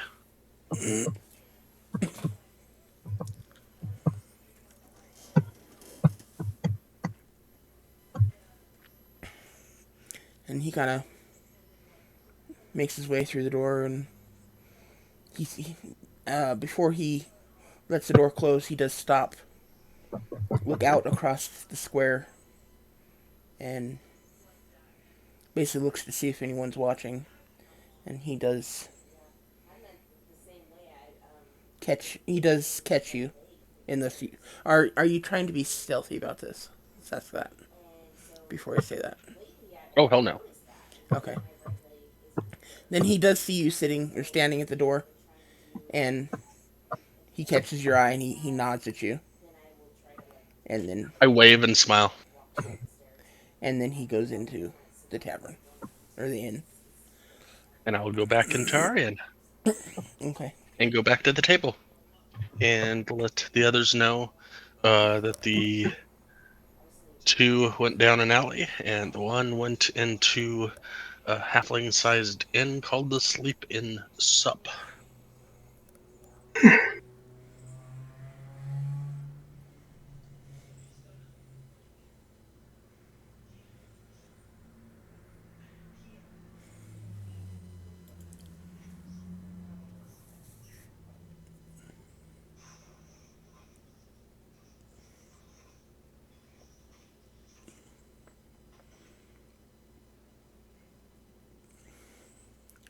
Okay. So what do you guys do now?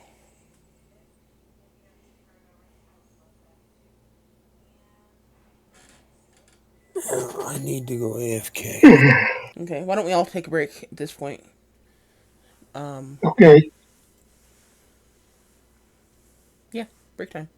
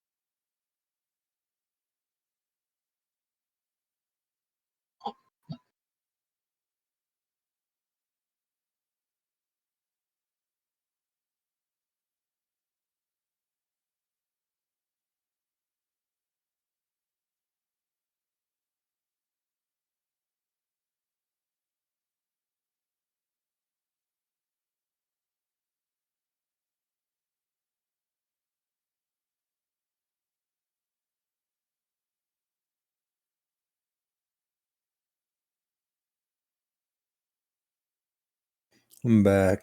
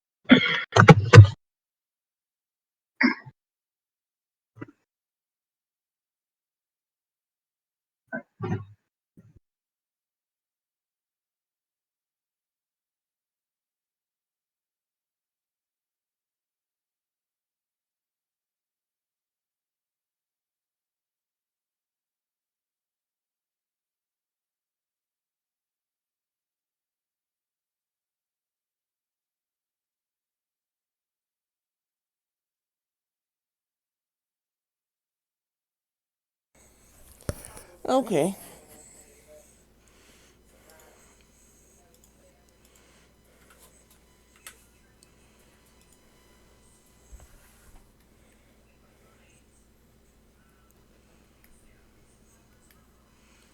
Is anyone there? Nope.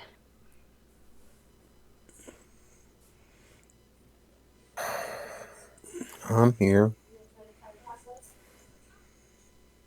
We all disappeared.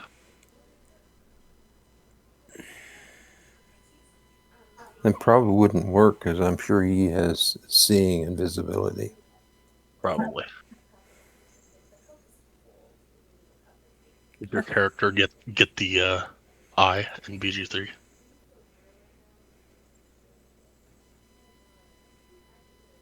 What? The eye? Yeah, from Volo. No. He has an eye to give you? If you let Volo stab out your eye trying to remove the parasite, um he will ruin your eye, and then he will kind of apologize-ish, and he'll give you an eye that he happened to have on him um, as a consolation prize, and this magical eye gives you see invisibility. Oh. Huh.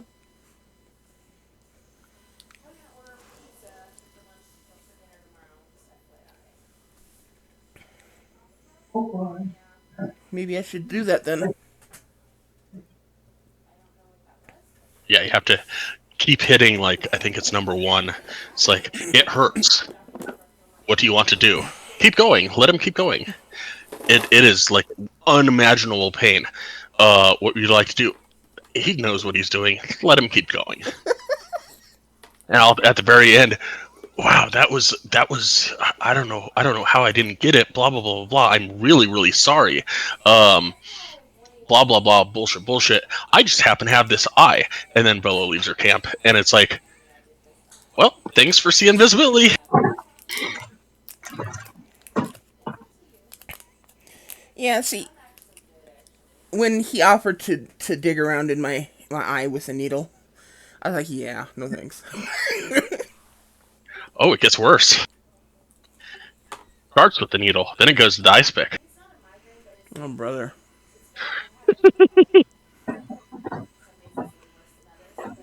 Does he actually get the parasite? Oh no, he totally mutilates your eye, and the parasite never gets out.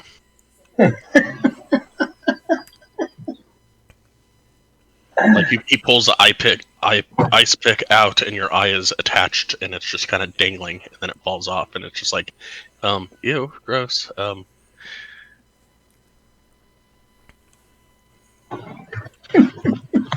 was awesome.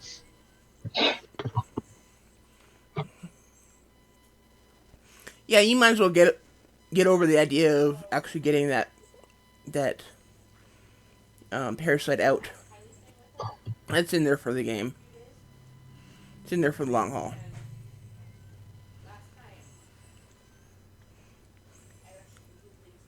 I've only gotten back to the Underdark, but I'm guessing, yeah, even Moonrise Towers, I'm guessing you're probably not going to get it out until you get to the final chapter. Well, considering I don't know how far along you've gotten, but I'm getting dreams telling me that I'm supposed to use this thing. You know, embrace it and all this crap. I'm thinking pretty slim chance they're just gonna let you take it out. Yeah. Totally metagaming, but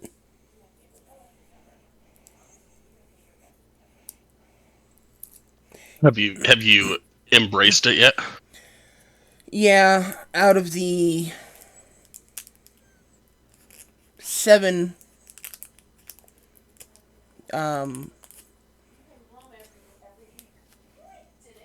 tadpole specimens I've picked up, I have consumed 5, 4, something like that. Nice. And I have some nice little abilities from them. I've only picked up 3 thus far, but yes, I have used all of them. You get one from each of the goblin leaders. Maybe I've collected 4 then. No, And- maybe 5. And then there are 4 available before that, or elsewhere in Act 1. Maybe I should go look it up before I leave for the Underdark. Because I figure, I know I got the 3 from the goblins, the drow, the goblin, and the other one. Bugbear. Yeah, bugbear. And I picked up the one in the Druid Grove. Stole it.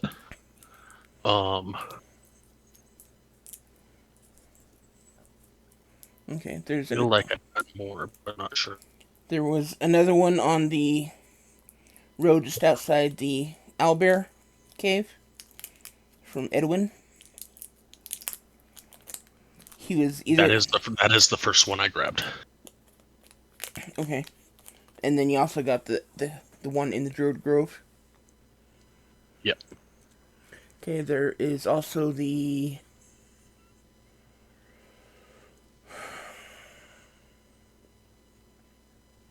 can't remember where the other two came from, to be honest.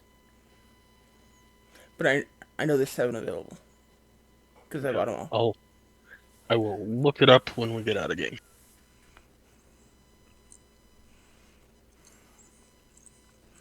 Okay, sorry about the sidetrack there, guys. We are back to the game. Back to our game. The non-BG3 game.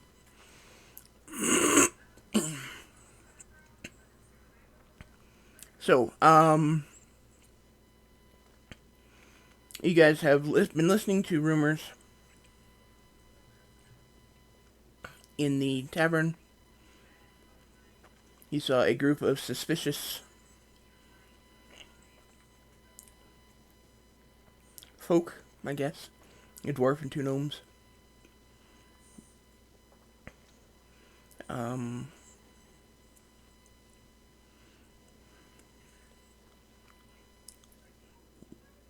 what do you want to do? Durkar, you have returned by now, by the way. Food!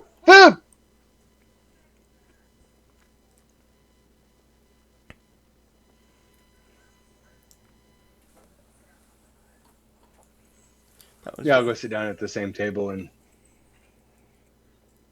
well, I'll go up to the counter and ask for food and drink and then go sit down. okay. And it doesn't take long to bring it to you.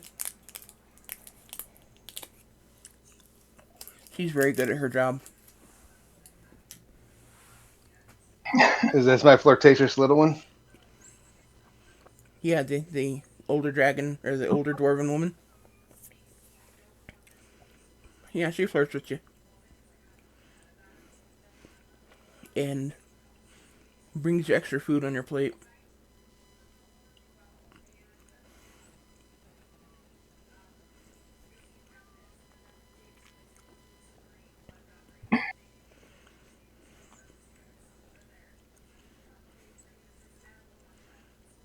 What'd I miss?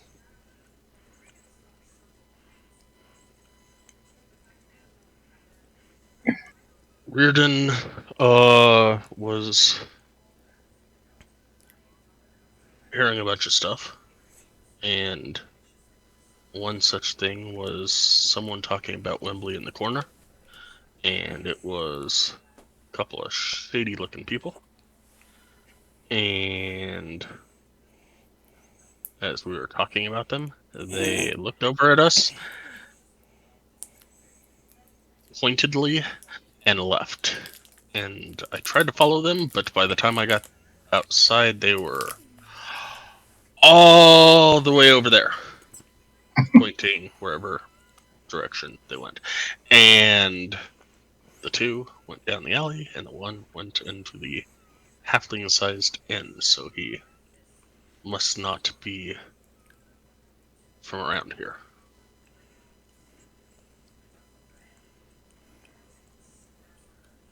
And right before I came back in here, he looked over and saw me looking at him, and I waved.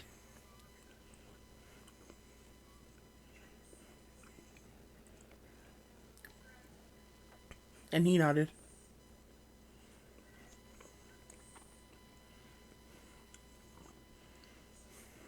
What did they want with Wembley? Did we catch that? I don't think we did.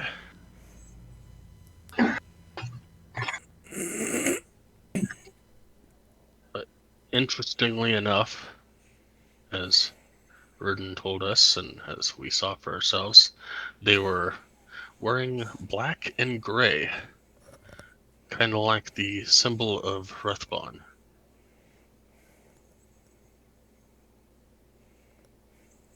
Could totally be coincidence,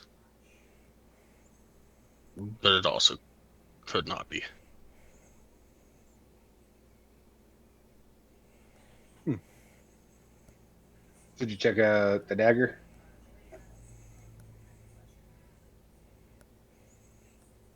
I'll look around the common room and see if anybody specifically is looking towards us. Give me a perception check.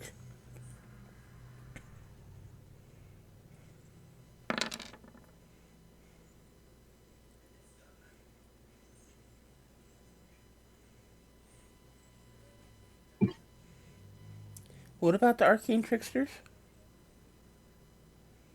Oh, how they got across the way so fast? Oh, is that what you I was think it is? going with, I was going damned rogues that have extra speed and arcane trickster rogues that have a frickin' misty step and they just took off.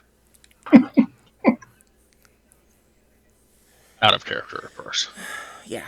Um, doesn't appear anyone's paying attention to you. Um, I will pull out the Chris and try to slide it over to Kirkar and say there's nothing magical about it. Um, but it seems to be a tool to um deliver a poison. Probably specifically the poisons that he had on him, which happened to be a poison made from basilisks that is intended to petrify the target.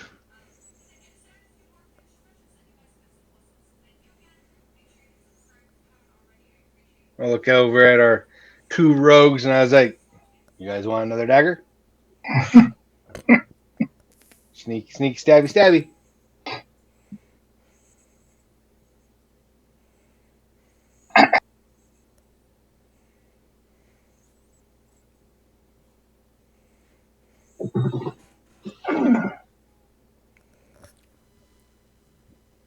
As a Chris, it actually does more damage than a normal dagger, but it's 1d4 plus 2 damage.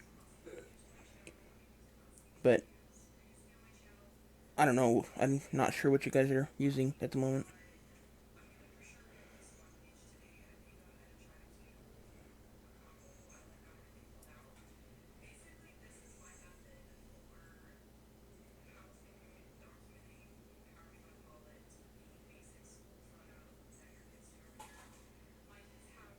I'm good. I don't need it. Yeah, I think I'm good also. I would like to never be in melee.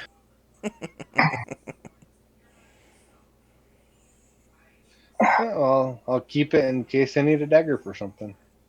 Okay.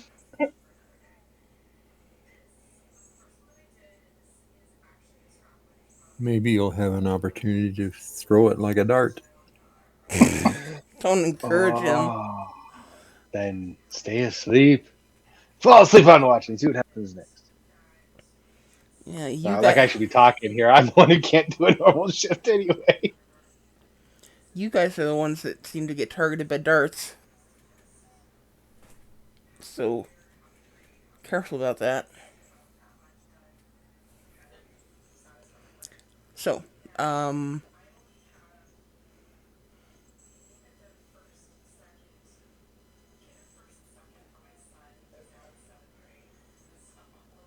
what now?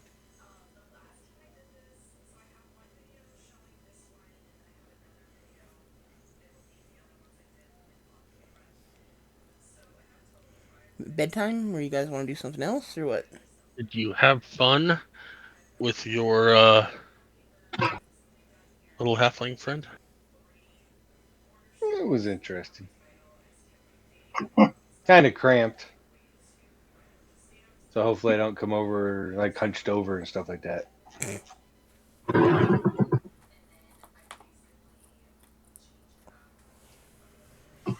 was a nice enough feller. Did you add that 15 gold to your character sheet? Yeah. Okay.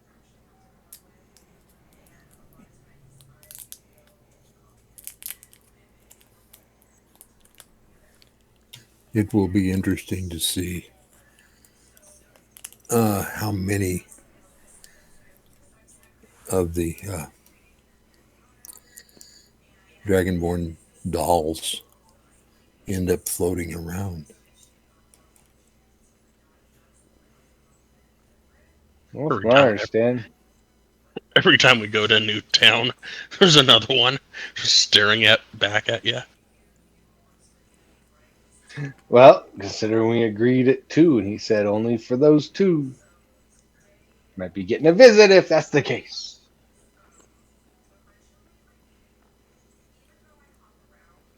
Then I want royalties.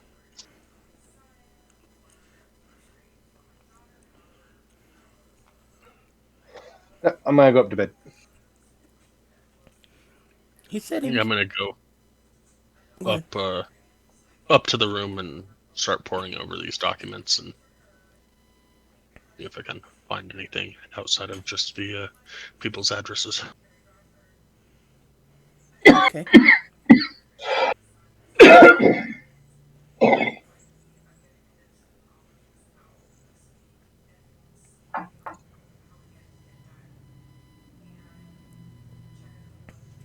Okay. Um.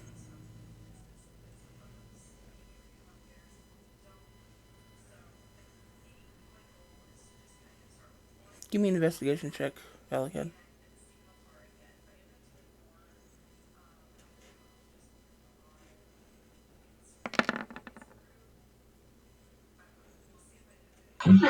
Hmm.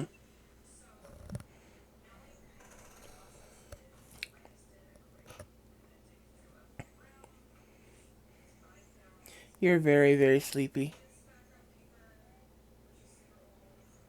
You're having trouble keeping your eyes open, Guess I'm going to bed. let alone See you in the concentrating. morning, folks. Let alone concentrating on reading through these very dry, very monotonous reports.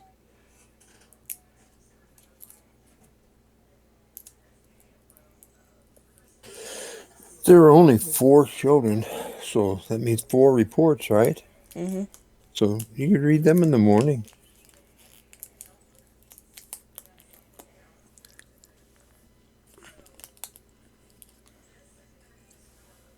Guess I'm out.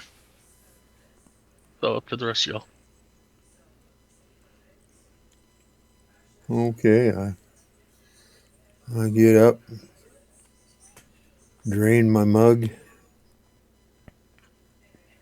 and throw gold on the table and head off to bed. I'll see you in the morning, guys.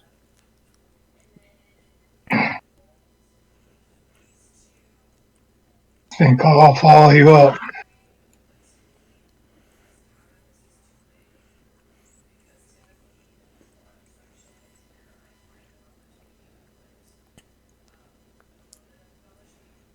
Okay.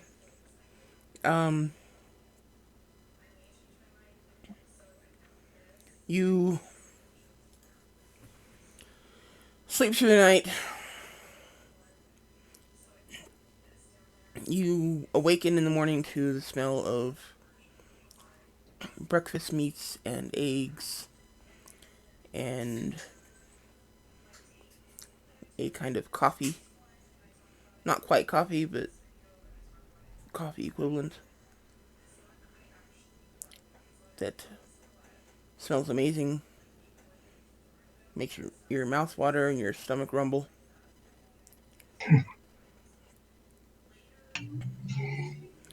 Um, as you guys are interested, you make your ways downstairs and the same dwarven barkeep starts dishing out plates, and without even being asked, she starts delivering plates with mugs of breakfast feed. Um, and Durkar, are you coming down as well with everyone else? Well, I guess I should say, are you? Is everyone coming down? I'm pack up my gear, put on my equipment, head downstairs. Okay. I shall as well. I will do the same. As the barkeep is providing for us, I just tell her, I really don't like coffee, but the breakfast meat will be fine. She winks at you and sets down a cup of this. It doesn't quite look like coffee. It's not. It's kind of like a caramel color instead of coffee color. She says, "Give it a try. If you don't like it, no harm done."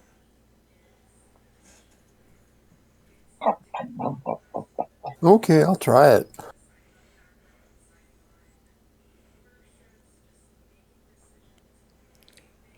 Okay.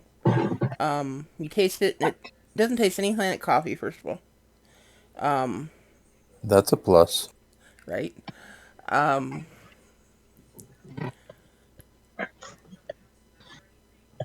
it's very heavily cinnamon with a, but it's also very creamy. So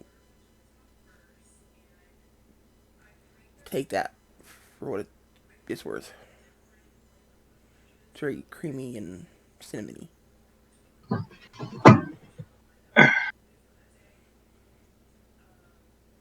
Well, that sounds interesting. Try it and see. And Durkar, are you coming down?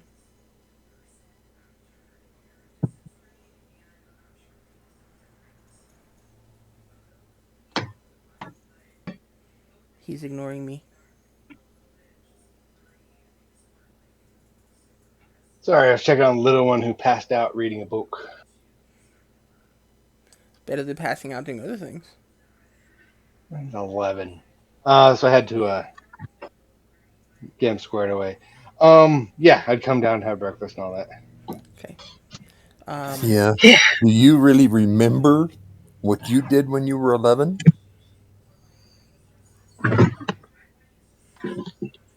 yeah, passing out during a book, reading a book, a whole lot better than some of the things I did when I was 11. Uh-huh. Yeah, there's, at that age, there's just a whole lot of mischief that goes on. Anyway, I think there's more mischief when I got a little older, but I could definitely see myself passing out reading a book when I was 11. Yeah. as you walk past the innkeep, she's gonna swat you in the backside, Durkar, with a towel, and then she will put the your food on the table, which has an additional um, slab of um, ham steak.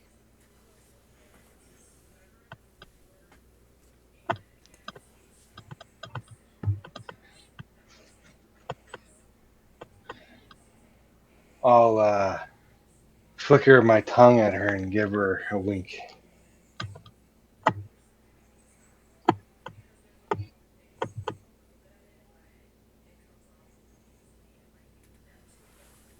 She winks back.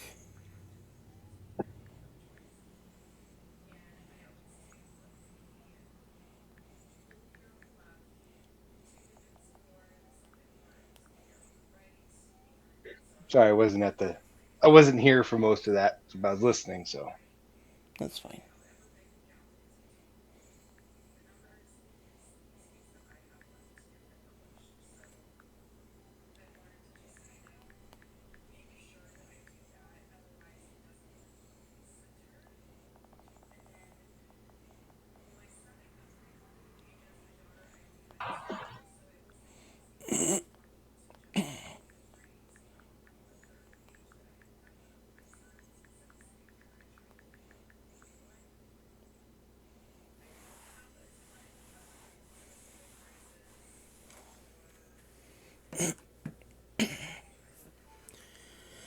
Um,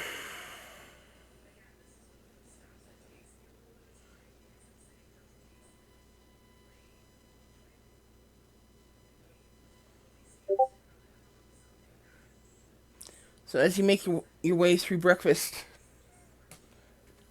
um, the tavern starts to fill up again.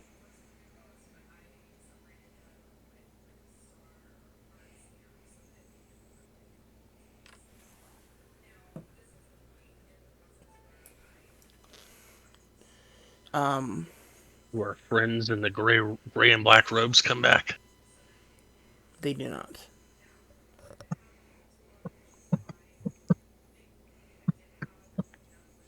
How dare they not love me? You do notice that there's a group of guardsmen who come in, um, about 10 strong. They come in, they um, get basically meals to go and head back out the door. They're um, by the looks of their equipment and um, the bits of conversation you can catch, is they are heading out for another day of looking for children. They are apparently searching the wilderness around the town, and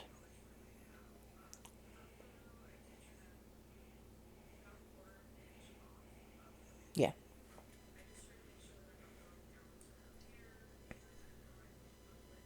Well, I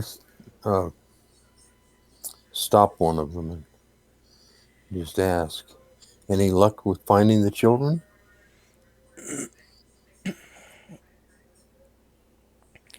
We thought we found some tracks yesterday, but turned out to be a dead end, false trail. Um, we're not having a whole lot of luck out there. No. He kind of looks around at some of the other occupants of the tavern and lowers his voice and says, "You're one of the group that's supposed to be helping us, right? Yes. Do you have any leads yet? Anything?" Well, we don't.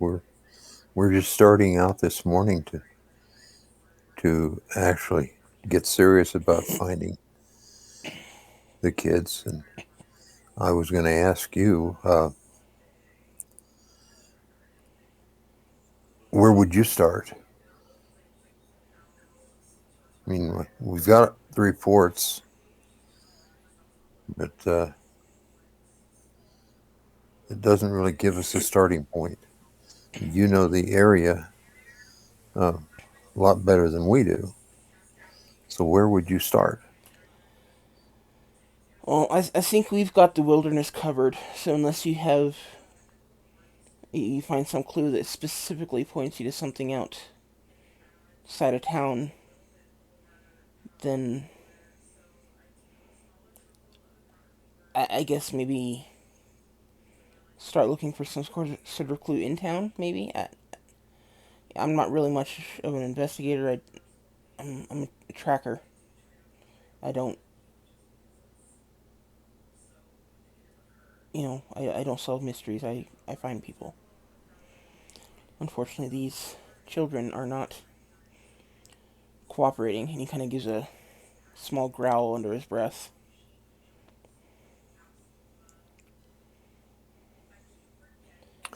Well, I understand that. I mean, I don't know that we're uh, any better at being investigators, but you know, we don't give up. Mm. So He kind of claps you on the arm, forearm, and says, "That's important, but I gotta get yeah, going. So okay. Well, good luck." enjoy your breakfast and good luck with your search.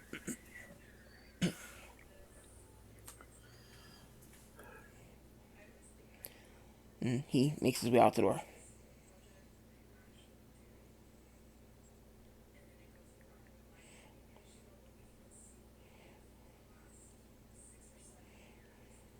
I turn back to our group and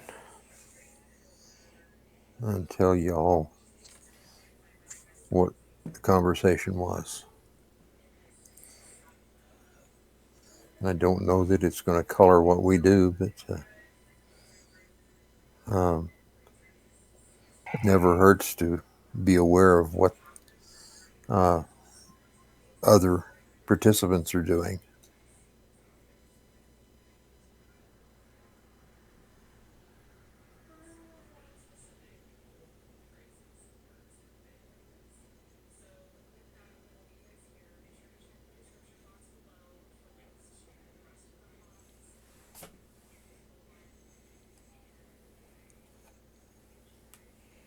So, Belicat, what did you find in the reports? Is there anything that will help us? Are there any similarities that will give us a clue? There are Oh, disregard definitely that. there are definitely things, good stuff in the reports.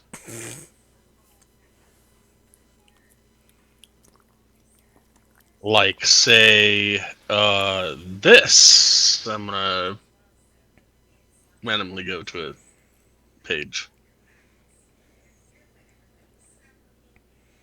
Just randomly open the reports to a page. Yeah. Give me an investigation check just for shits and grins.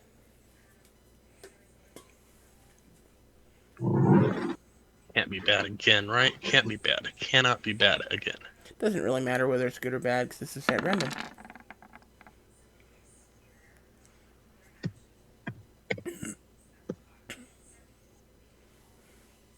Okay, you open up to a random page on Ryan's report. Again, just to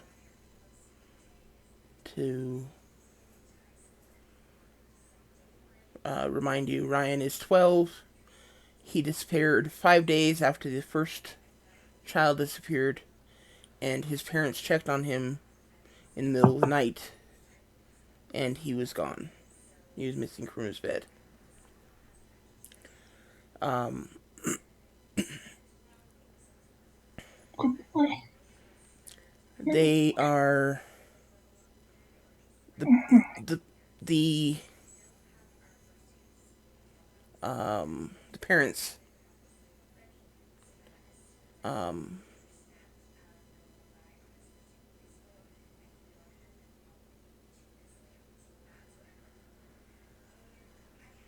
were overly detailed in the details as to what Ryan has done over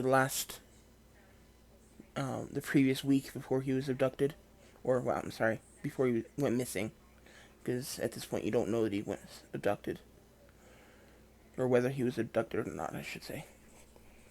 Um, Before he went missing, um, and one of the details that you point to, or the detail that you point to, is one that um,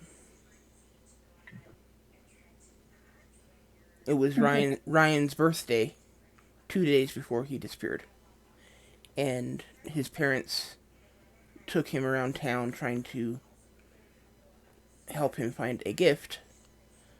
And one of the places that he visited, um,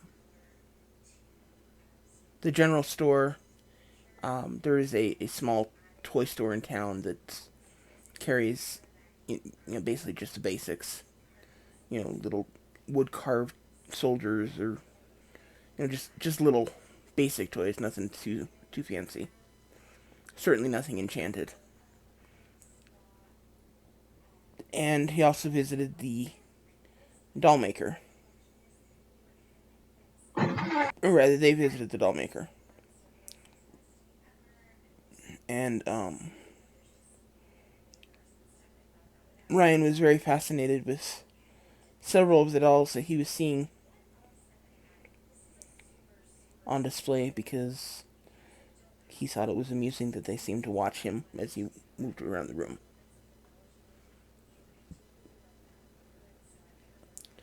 But other than that,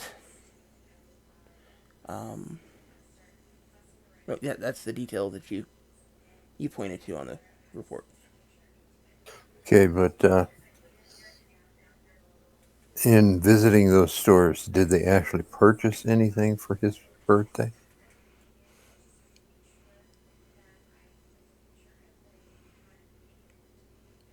Um, Ryan hadn't decided and was still they were still in talks with mom and dad about, or Ryan was still in talks with mom and dad about what he wanted because he was trying to convince them to get something much more expensive than what they wanted to pay for. Sounds like a kid.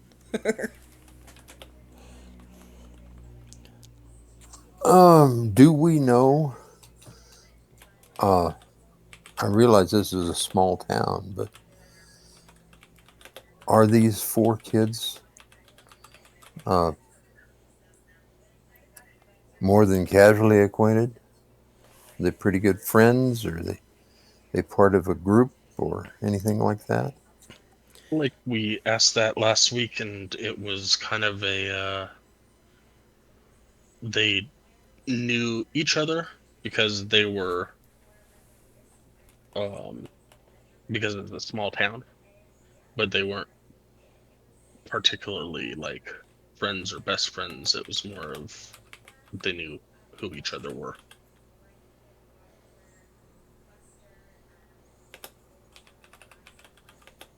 All right, well, you've had the opportunity to read all these reports and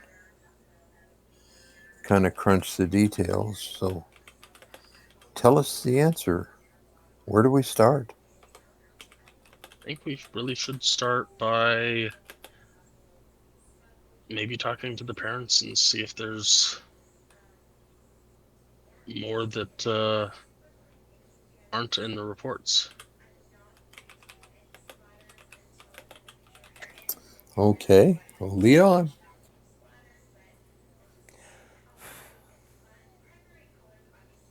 I will get up and walk out the door and try and see if there's some semblance of addresses in this town, based off of what we saw yesterday afternoon when we were talking with the other dude.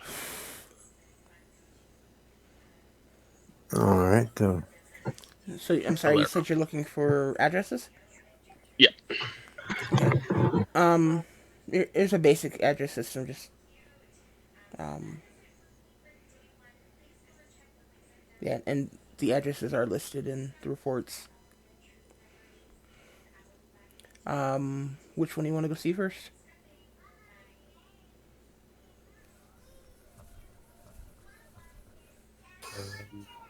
As we're getting ready to leave, I stopped and, uh, of course, finished my mead, but then uh, throw 5 gold on the table.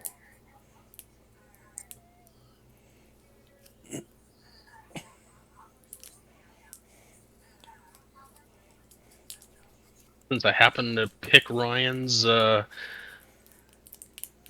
at random, I mean, totally decided to look at Ryan's and pick that page out. Uh, let's go see Ryan's parents.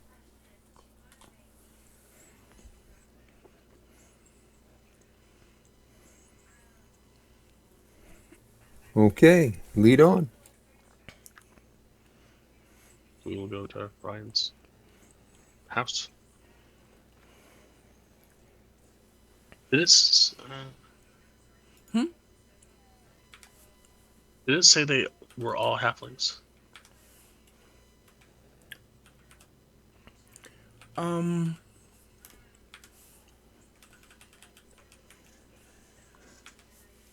I mean, we've seen dwarves in here as well, so not sure. And we've seen at least one gnome. Granted, he's an evil gnome, but whatever. No, you've seen more than one. True. I've seen 2 gnomes. Um,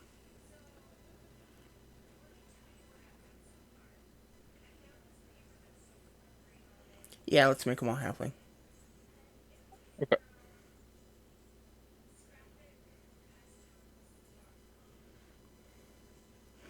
Okay. So, does that mean that whatever's happening to these children is racially motivated? Or 90% of the population of this town is halfling. So the chance of something happening to children would 90% more likely to be halfling children. Fair enough. I was also kind of going there too, because it might be a little different if, there was a dwarf kid. But the fact that they are all halfling.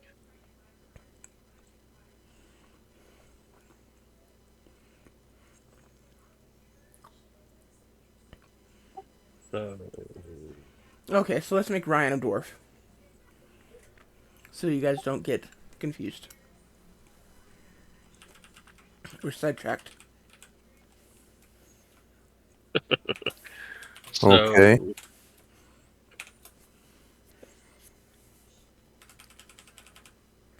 Okay, a dwarf, not a swarf. Okay,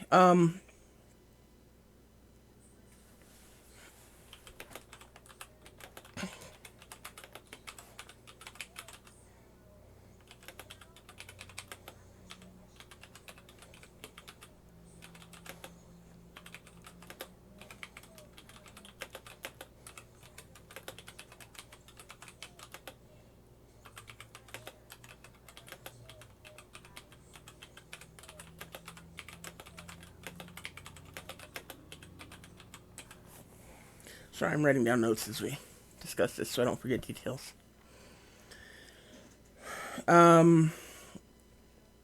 Doesn't take you long to get to Ryan's parents' place. Ryan's place, whatever you want to call it.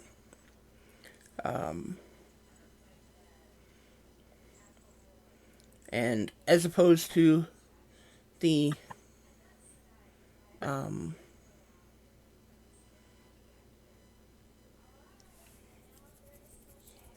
the small halfling buildings that um, most of the buildings in town are. This one, while still small, is actually for the most part built into the side of a mountain. Um, which is unusual for most of the buildings you've seen, but somehow it doesn't look completely out of place. Um, there is a relatively large front yard um, surrounded by a decorative wrought iron fence that stands about 4 feet tall. Um, there is at the front walkway, there is an arch, wrought iron arch that has um, vines, maybe even some ivy um, growing up and over it. And there is about a 5 foot gate that you can pull open to continue up the walkway. The 4 foot wall fence is also adorned with um, these vines that have multicolored flowers growing out of them. So it's the yard itself is pretty good shape. Um, as you look around, you can definitely tell that there are children here, or a child at least. But other than that, the yard looks to be pretty well taken care of, and um,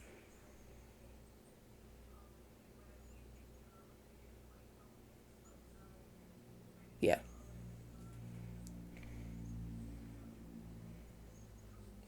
So you guys are staring at this building or this house.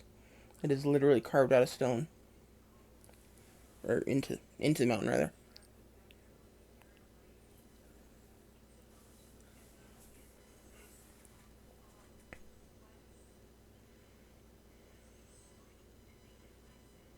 What do you guys want?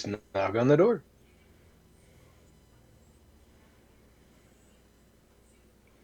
Okay. Um,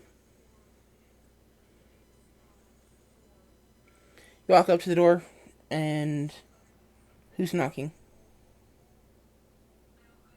I suppose that will be me, because I totally knew where I was going, and I totally um, looked all looked over all those reports last night.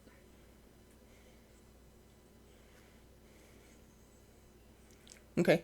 Um, so you knock on the door. Um, a moment later, a haggard-looking dwarf, kind of, he looks exhausted.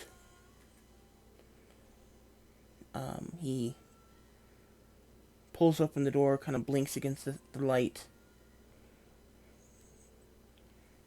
and kind of looks you up and down. He kind of gets the look in his eyes kind of suddenly becomes hopeful,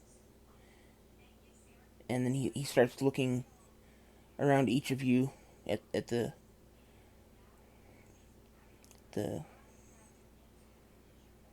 They see me and no one else. They're shadow. no, he is definitely looking for someone much smaller than you, but he looks down and looking around each of you, trying to look behind you, trying to see someone who isn't there.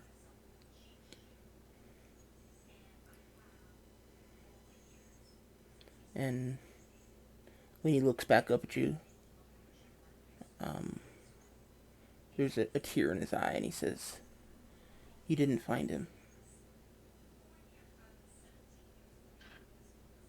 We have not. We wanted to, if it is okay with you, go through these series of events. I understand that it's hard, um, but we were hoping to go through the series of events with you and see if we can see anything that the militia did not pick up on. We're aiding uh, them with the search, and we aren't giving up. But we're hoping that we can find some information that might lead us to figure out what happened.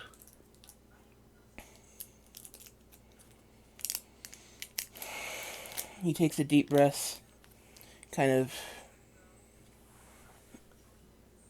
um, squares his shoulders, and he says, "Then come in. Anything we can do to help." How big was this place again? Mm, dwarf sized. So you'd see. How tall are you? Oh God, let me go back in and buy bio. The door's gonna be about 5 feet tall,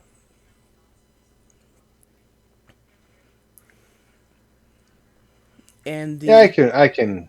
I'll be able to fit. I think I'm I'm actually short for my species, so I'm just under 7, I believe. Yeah, 6'5". Okay, so you pretty much have to crawl in, and then you'll have to crouch inside or hunch or something. I'll sit outside by the door and leave the door open. Okay. Or do you want to give me your strange creature?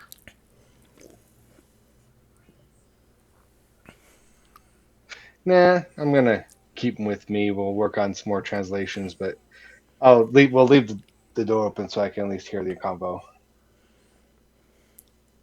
Okay. And as everyone else shuffles into the house, it's the first time that the exhausted dwarf, kind of looks up and sees you, Durkar, and he just kind of stares at you for a moment, um, with this confused look on his eye, in his face, on his face, whatever. And he doesn't say anything, just kind of stares at you for, 2 breaths, and then turns and follows the rest into the house.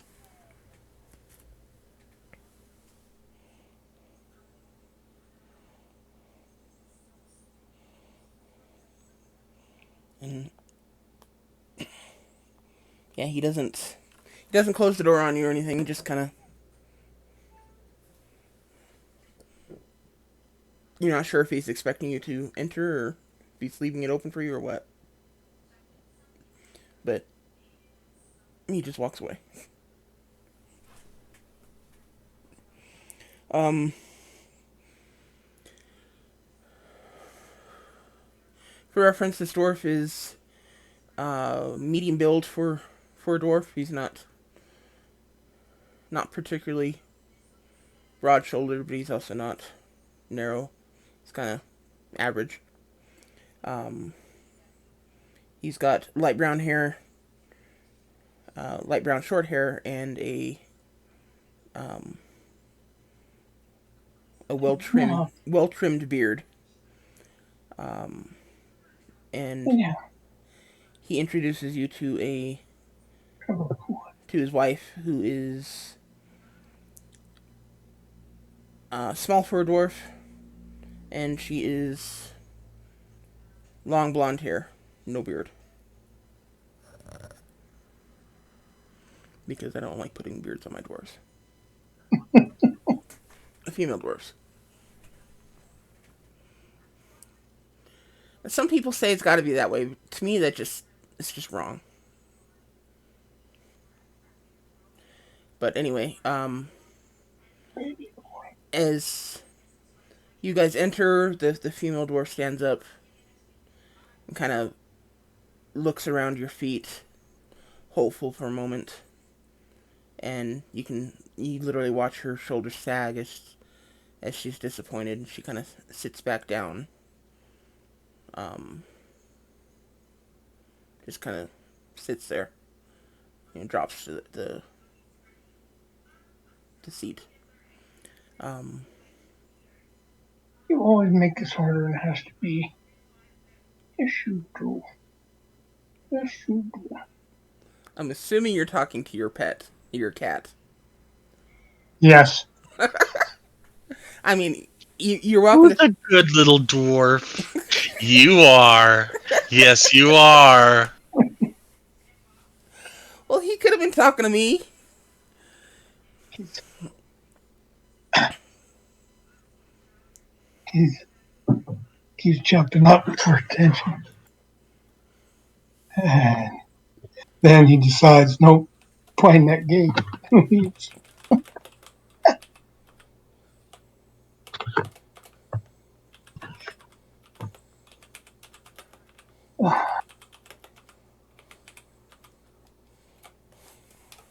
Okay.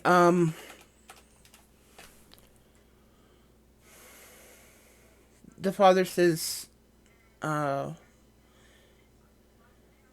"My name's Diem, and my wife here is Lena."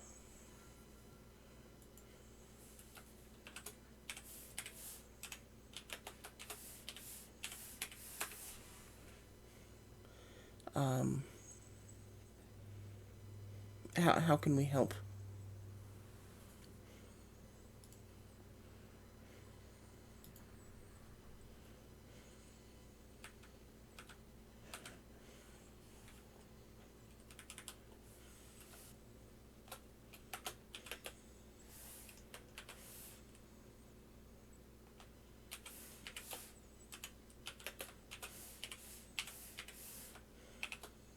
Um, I think.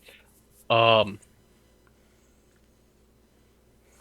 we were hoping that you would be able to run us through the events leading to um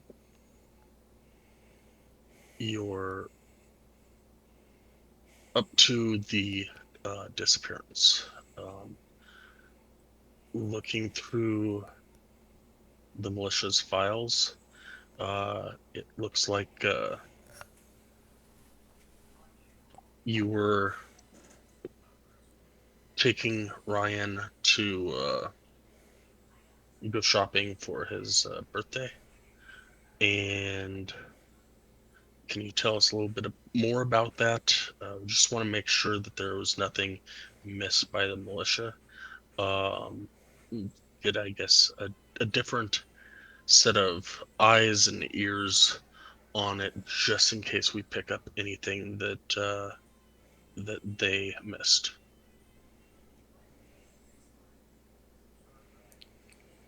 Certainly. Um,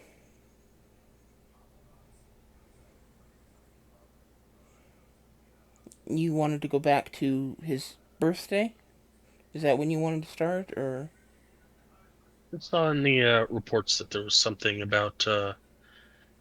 um, about his birthday and that you were looking for gifts and that kind of stuff. Just we want to attack every angle Okay. so that we can make sure that we cover all of our bases.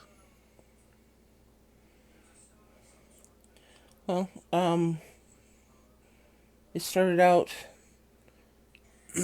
And he starts and his voice kind of cracks, breaks, and he has to clear his throat and say, and start over. And he says, it started out with Lena making griddle cakes for breakfast. It's one of Ryan's favorites. Um, so she made griddle cakes for breakfast, and then after that, the three of us um,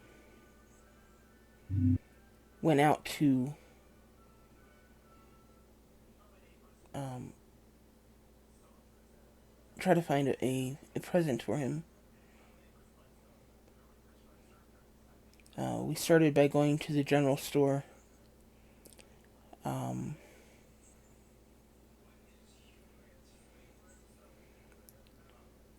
Ryan, he's not your typical child. He's not really much in the way of toys. He's more of a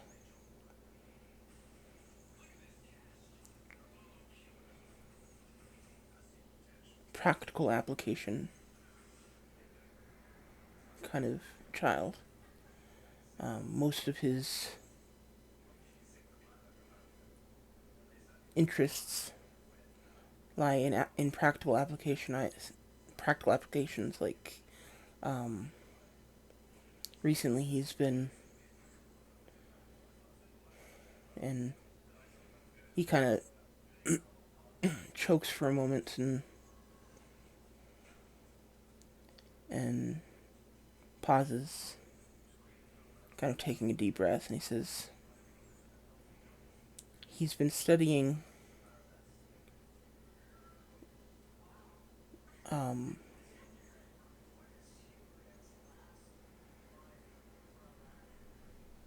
the art of using a shield in combat for both defense and as a weapon. It's not really not something we're terribly excited for him to learn, but at least he's not trying to use a sword or an axe or something that'll get him killed.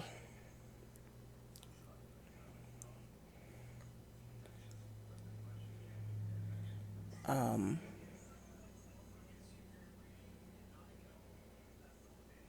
so as we visited the general store, of course he made a beeline for the shields, and he wanted to he wanted one of the shields, and we were trying to convince him otherwise. So we were able to convince him to take a look at the other stores, and if he still didn't find something he was interested in, then we would consider talking about the shield again. And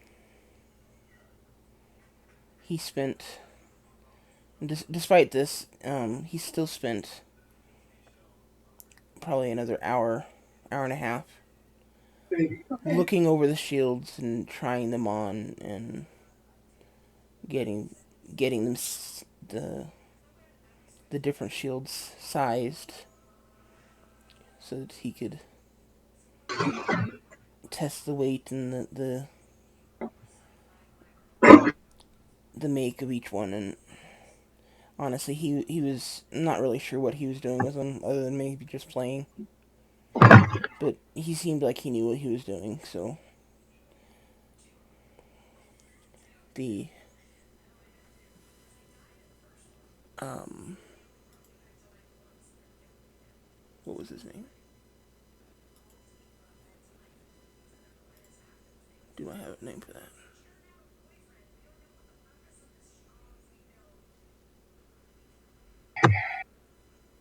Okay, I don't have a name for that.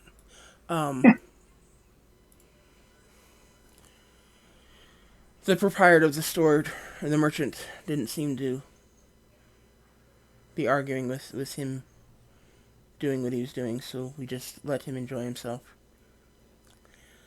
But as we left there, we went over to the toy store, and I have to admit, the toy store is lacking. I'm not really sure how they expect to stay in business. The toys there are awful, and Ryan made pretty much the same statement when we visited. He had very little interest in anything there. And then we made our way over to the doll maker, and Ryan was particularly interested or curious about a couple of the dolls um, that were on display. He enjoyed how the eyes watched him as he moved around the store, and the doll maker was happy to explain his process and how he made his dolls, and he did mention that usually what he makes are for memorials, but he did make some for um,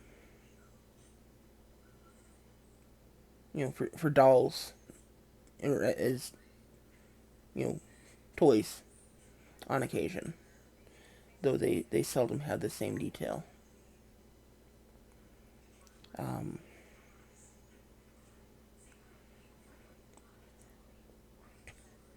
we had discussed possibly making a a small doll for Ryan. Um, he insisted on calling it an action figure.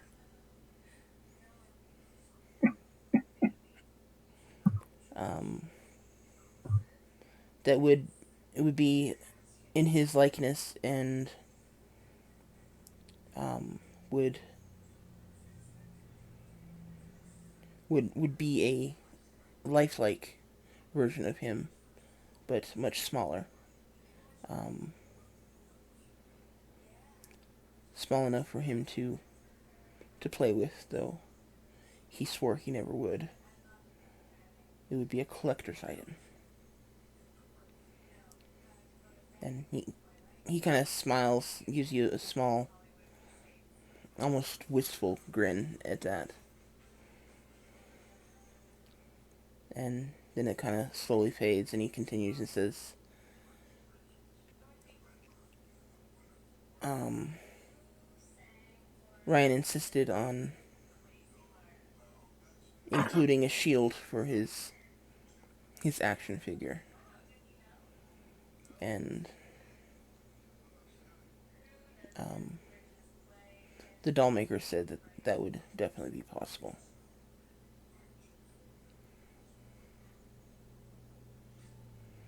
And Ryan was still trying to decide between the shield and the doll, which we were a bit more interested in the doll, though it was significantly more expensive.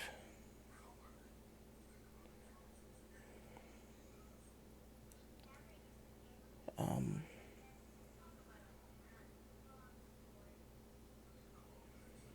and the next day, well, after the doll maker, we went home, ate dinner, and went to bed like normal. The next day, he spent all day talking about his shield and his doll. I think he was convinced he was going to get both.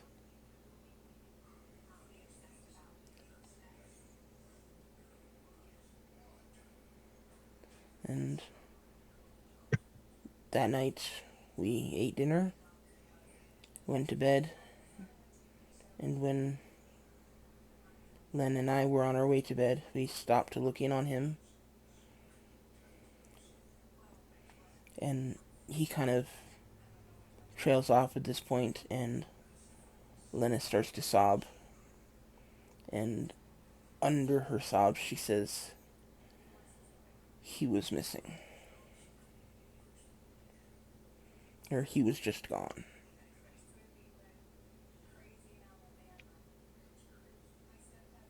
Is there a window to his bedroom? Yes. Um, Was anything amiss with that? Was it closed? Was it open? Was it...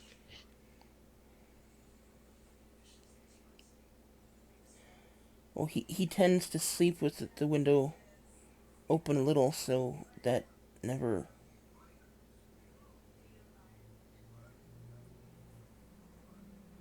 that didn't seem like it was important.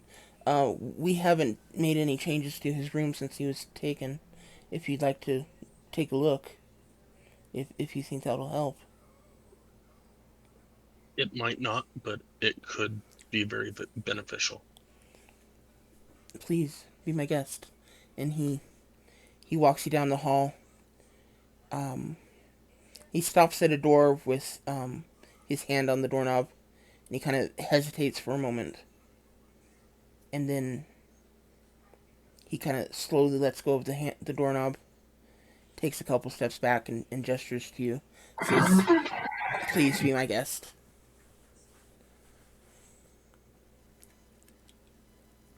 I will walk in. See what I see. Okay. Give me an investigation check. Or a perception check, depending on what you are trying to do.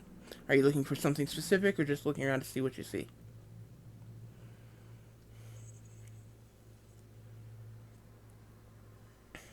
And I'll start walking around the outside of the building if I can to get to the room from the outside. As soon as Val pokes his head out the window, I'll know which one to go to. Okay. Um. I'm gonna look. Um, Probably investigation. Um, I'm gonna look and try and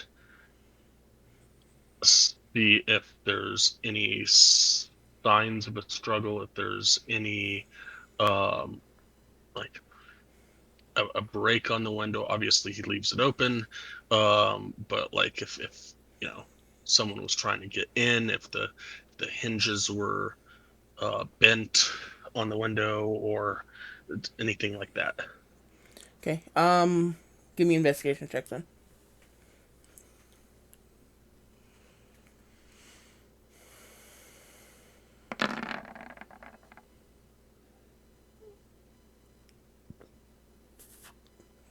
Okay. Is anyone else going with him or with Sim?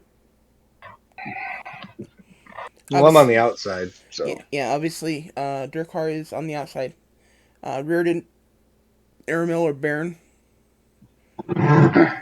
Are you gonna stay in the front room with Lena or follow Valakat and DM? I'll go with Volca. Okay. How about you, Aramil?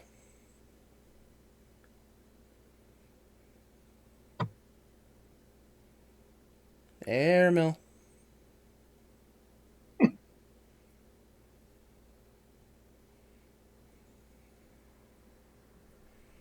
He's probably like me, he fell asleep. getting heavy eyed. Okay. Um. We will assume Aramil is keeping Lena company.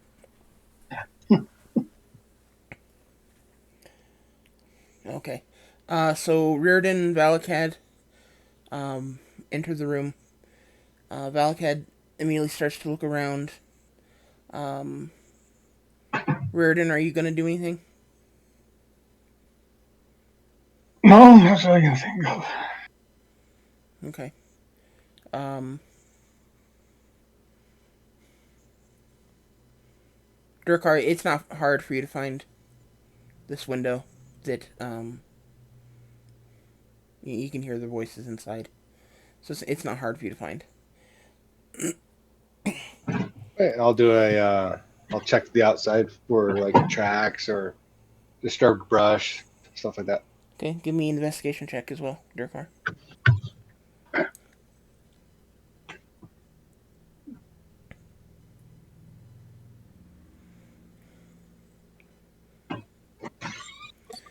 Okay, Valakad. Um, I gotta say, with a double nine, um, I see it all. Lots of dust. Nothing but dust. tell me exactly if you can describe to me well enough what you're doing, how you're looking around, what you're looking at. That will go a long ways towards making up for that nine. I am. I thought I just did. Um, so walking into the room, and obviously theater of the mind.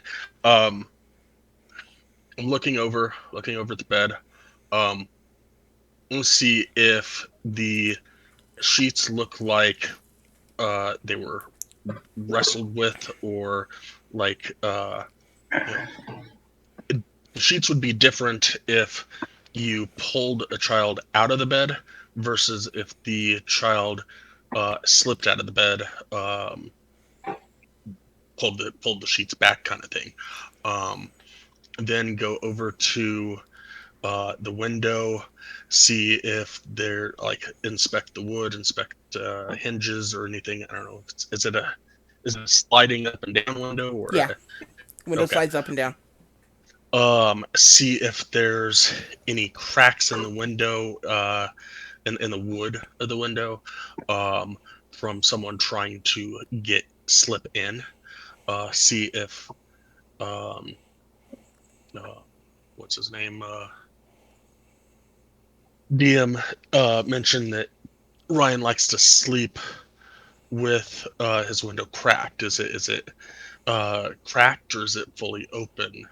If it is fully open, then look at the wood, see if there's like cracks in the wood, like somebody forced it all the way open and tried to pull a child out of the room. Um, Look around the uh, floor area of the window, see if there's any necessary um, cracks or boot prints or claw prints or anything like that. Claw prints. I love how you had that add that one, just because it is D&D.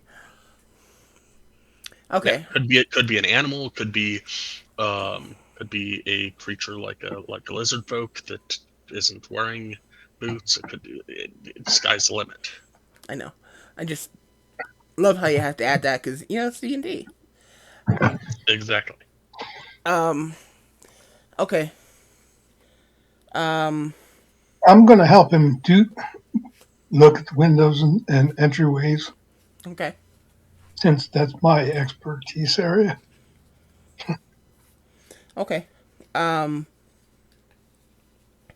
As the two of you look around, um, as far as the bedding is concerned, it has been thrown about. Um, Pretty wildly, probably more so than a um, child would do. Though a parent looking for a child could have done that. So that may or may not be a clue. Um, there are several leaves on the floor. Um, a number, well, not several, there are leaves on the floor. A number of them have been crushed, like maybe they were stepped on. There are also, as you are standing there, you see another leaf or two kind of flutter in through the window. So that's something to consider. Another thing, the window is completely open as it gets. Um,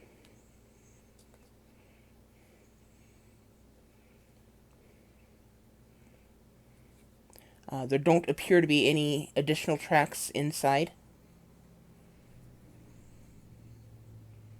Um, there don't appear to be any outside of the window being completely open. There don't appear to be any indication of forced entry or even entry outside of the window being fully open and possibly some of the leaves crushed into the carpet.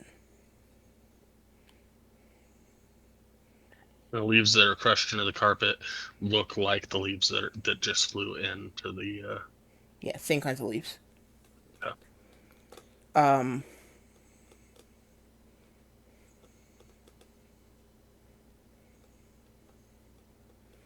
that being said, Durkar, as you look around outside the window, um,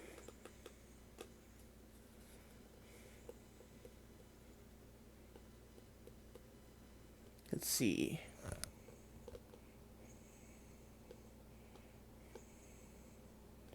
You see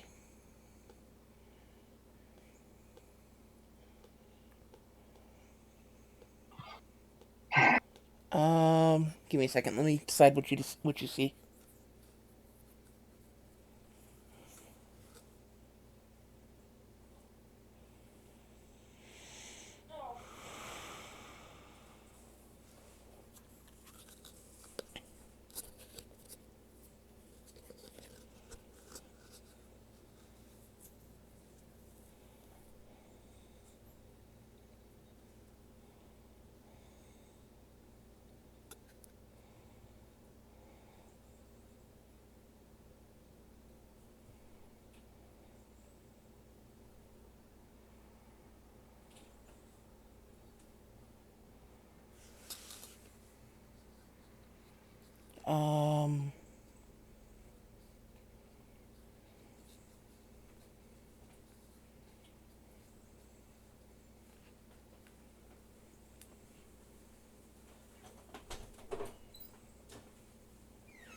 Okay. You see on the outside of the window, there's actually a sharp edge on the edge of the windowsill, and um, there's a small scrap of cloth and the edge of the sharp edge is got a little bit of blood on it. In addition, in the um, there are a number of tracks outside the window, which, um, considering how many people are investigating this, there's no telling how many of those might actually lead somewhere. Um, one there is one track that you see several steps away from the window, um, leading out towards um, the main street,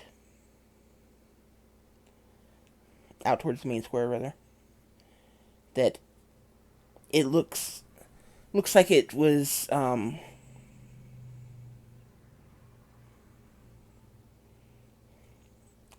a heavy footprint, like somebody carrying something heavy or um, wearing very heavy armor or something. Um, there's a single um, right boot print, or actually it's not a boot. It's more like a sandal print, sandal or shoe print kind of thing. It's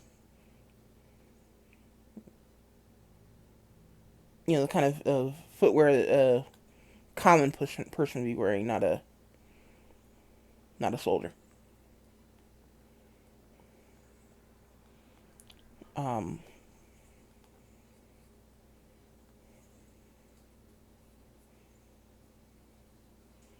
but from the look of it and the way that it is um,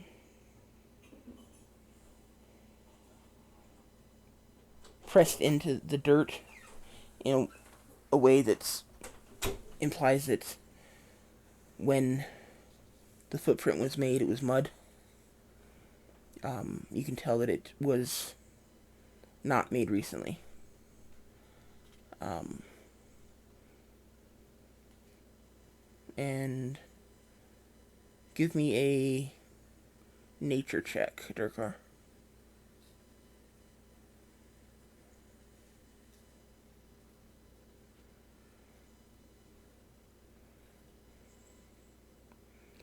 Never mind. Knew I should have rolled that one myself.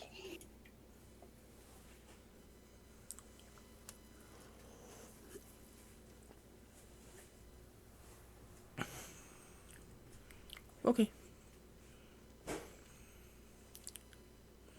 So there is, yeah, the information you guys have at this point. And I'll take a look at the scrap of cloth on the windowsill. Does it look like it was torn from a garment? Of course. Could be.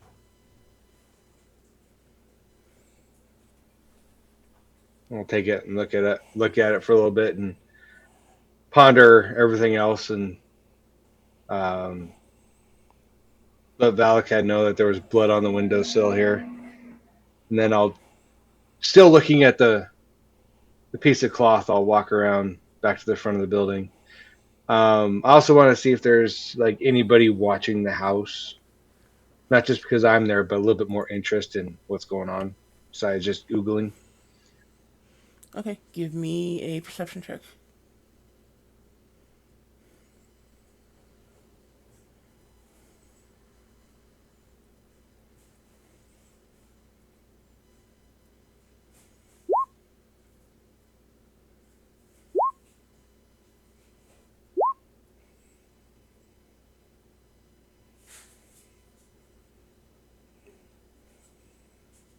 Didn't pick that up. Damn it. All right. Let me see.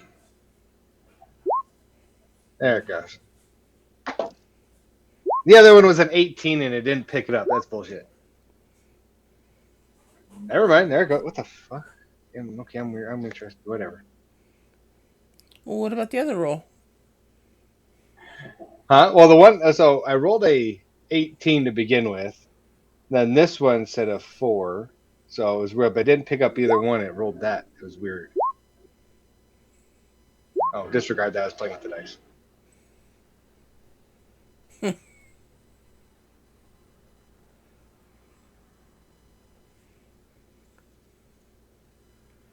Okay.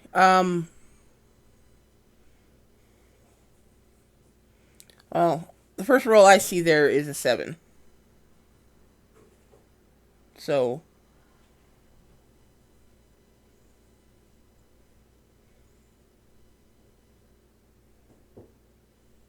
Oh, I didn't even know that one went. Okay. So yeah, we were all weird. Okay. so yeah, you don't notice anyone. Okay.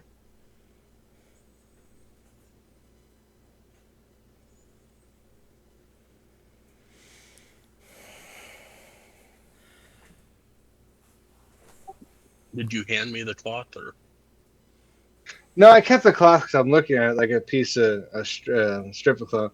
Because I'm contemplating whether I want to do locate object if it'd be enough to locate the remainder of the shirt.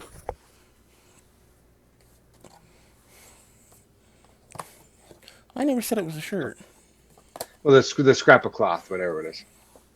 That's what I'm pondering right now. So I'm just looking over the piece of cloth a little bit more. You guys are high enough to have that spell? I do. Okay, cool.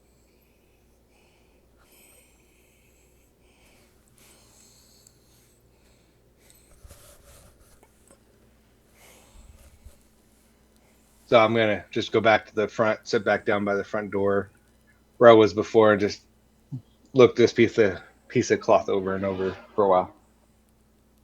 Okay, but you told Valcat about everything else.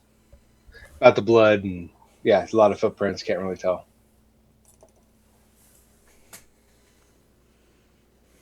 did you tell me about the one footprint? Well, the footprint from the description I got sounded like it was made before the child went missing, so it looks like it was too old. From if I remember what you were saying correctly, if that's the description you were giving.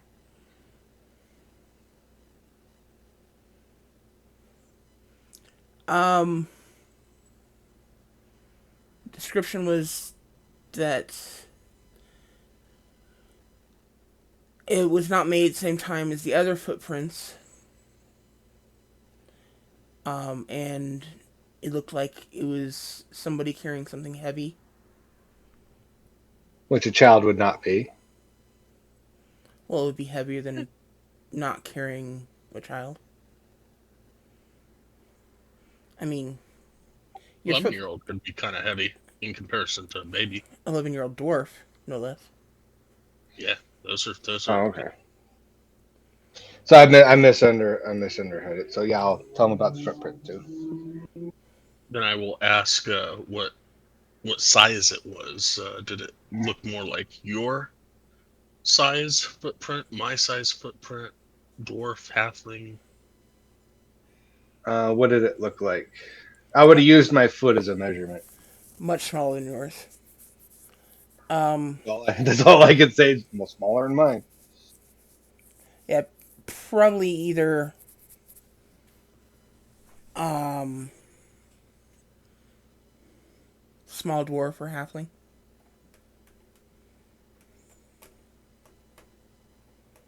Yeah, I'll pass that information on as well.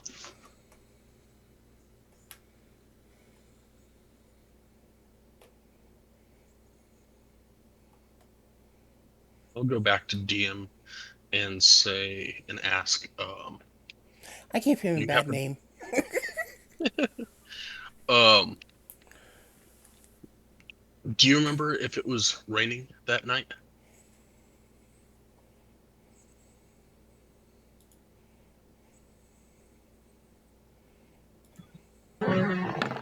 Give me a nature check, Velikat.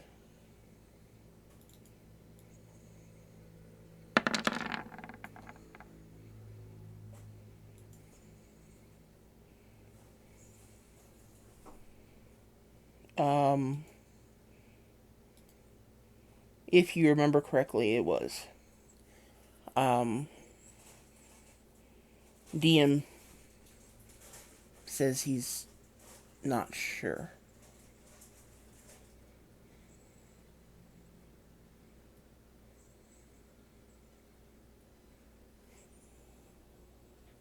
Um,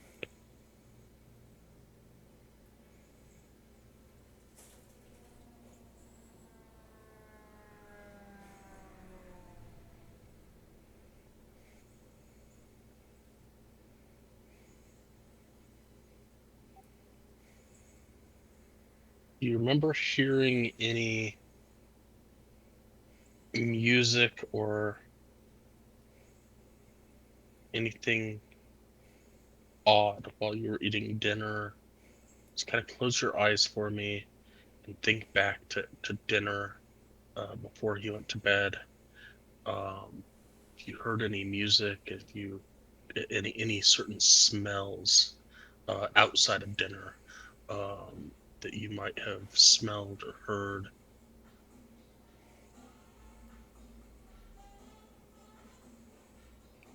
And they both kind of close their eyes. Um, their hands kind of reaching out to each other blindly, um, just for the comfort. And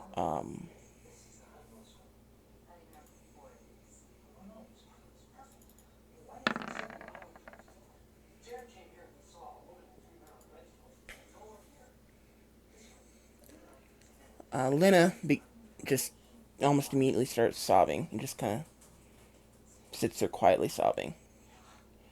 Um, DM um, pulls her hand, kind of pulls her closer and wraps his arm around her and just kind of sits there thinking for a moment, several moments, I should say, and says, "Oh, I don't remember anything, any smells or sights or sounds. Um,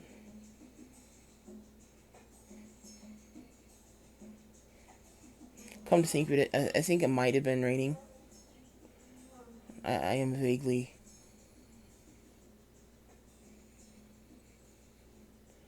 I'm vaguely remembering thunder and lightning, but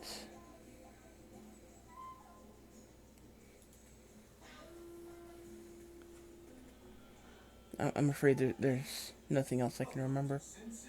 What kind of footwear does your did your son wear? Does your son wear?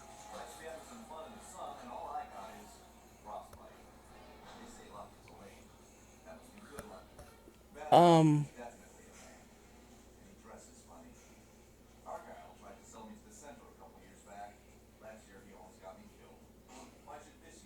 it's not like they have like Nike or anything like that.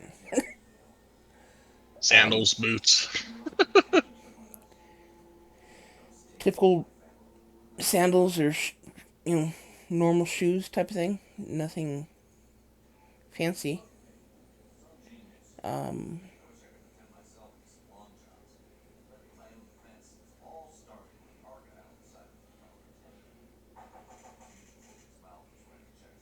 yeah, nothing special. Nothing anybody else in town doesn't wear. Unfortunately, the unfortunately is out of character. Yeah, I'm at a loss. I'm horrible at puzzles. I love puzzles. I'm horrible at puzzles.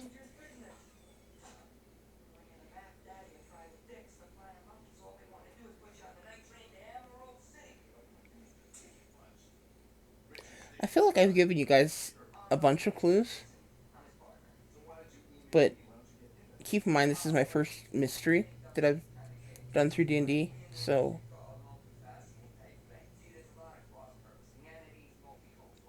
I feel like your clues would be really awesome if my damn rolls wouldn't suck. Right.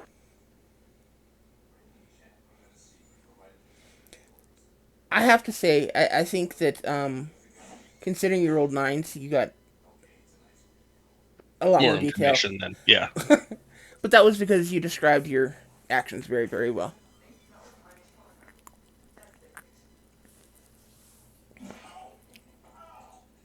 which is exactly what I was hoping you would do. And that goes back to, none of us are detectives. So, what are you going to do to be a detective? Let me think back to all my cop shows. All right.